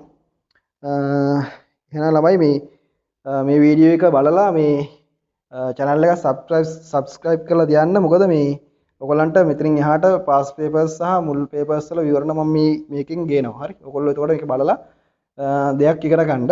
මොකද නිකම් උත්තර ටික නෙමෙයි මම විවරණයක් තමයි ගේන්නේ. හරි. එතකොට අපිට මේ පළවෙනි 25 හරි බලන්න ගොඩක් අමාරු ප්‍රශ්න නෙමෙයි. ඔයගොල්ලන්ට මේකෙන් ගන්න දෙන ආදර්ශය තමයි ළමයි මේ pass papers මොන model papers ටික කරන්න කලින් හරිද? මොන model paper එකක් කමන්නේ හරිද? කරන්න කලින් ඔක්කොම pass papers ටික කරලා ඉවර කරන්න. pass papers කරලා ඒක satis නම් pass papers කරාට පස්සේ ඕන model paper එකක් කරගත්තේ ඇයි? හරි? ඕනම කියන්නේ pass papers වලින්ම තමයි අහලා තියෙන්නේ මේවා. හරි? ඒ නිසා ඔක්කොටම කලින් pass papers ටික කරන්න. හරි? ගොඩක් තමයි ඔය pass papers ආයි එන්නේ නැහැ. එහෙම එකක් නැහැ. හරි? ඒ ප්‍රශ්නේ මාපව් එහෙම්ම දාන අවස්ථාවක් තියෙනවා. ඒ ප්‍රශ්නේ මෙහෙම වෙන්න ඕනේ නැහැ. විවරණය කරනවා කියලා කියන්නේ හරි? ඒ යම්කිසි ප්‍රශ්නයකින් ආපහු ආයි අහන්න පුළුවන් ප්‍රශ්න මොනවද කියලා හරි? අපි මේ ගොඩනගා ගන්න එක තමයි කරන්නේ. හරි? එතකොට දැන් මේ පළවෙනි 25 ඇතුලේ 15 වෙනි ප්‍රශ්නේ තමයි පොඩ්ඩක් අවුලක් තිබ්බේ. ඒකට මට උත්තරයක් ආවේ නැහැ. එන්න ඕන උත්තරේ මේකේ නැහැ. හරි? මට හිතෙන්නේ එහෙමයි. එතකොට මේකේ එහෙම වුණොත් ඒකට ඕල් එකක් හම්බෙයි. හරි? එහෙම වුණොත් හොඳයි නේ. ඒ කෝල් එකක් තියෙනවා. 15ට all කියලා තමයි ආවේ. අනිත් ටිකට නම් answers ඒ විදිහටම ආවා. හරි. හරි. ওই විදිහට තමයි මේ පළවෙනි MCQs 25ට උත්තර එන්නේ. හරි නේද? හරි. එහෙනම් ඊළඟ 25ටත් උත්තර ටික මම ගේන්නම්. මේ වගේ මේ විවරණයක් ගේන්නම් ඈ.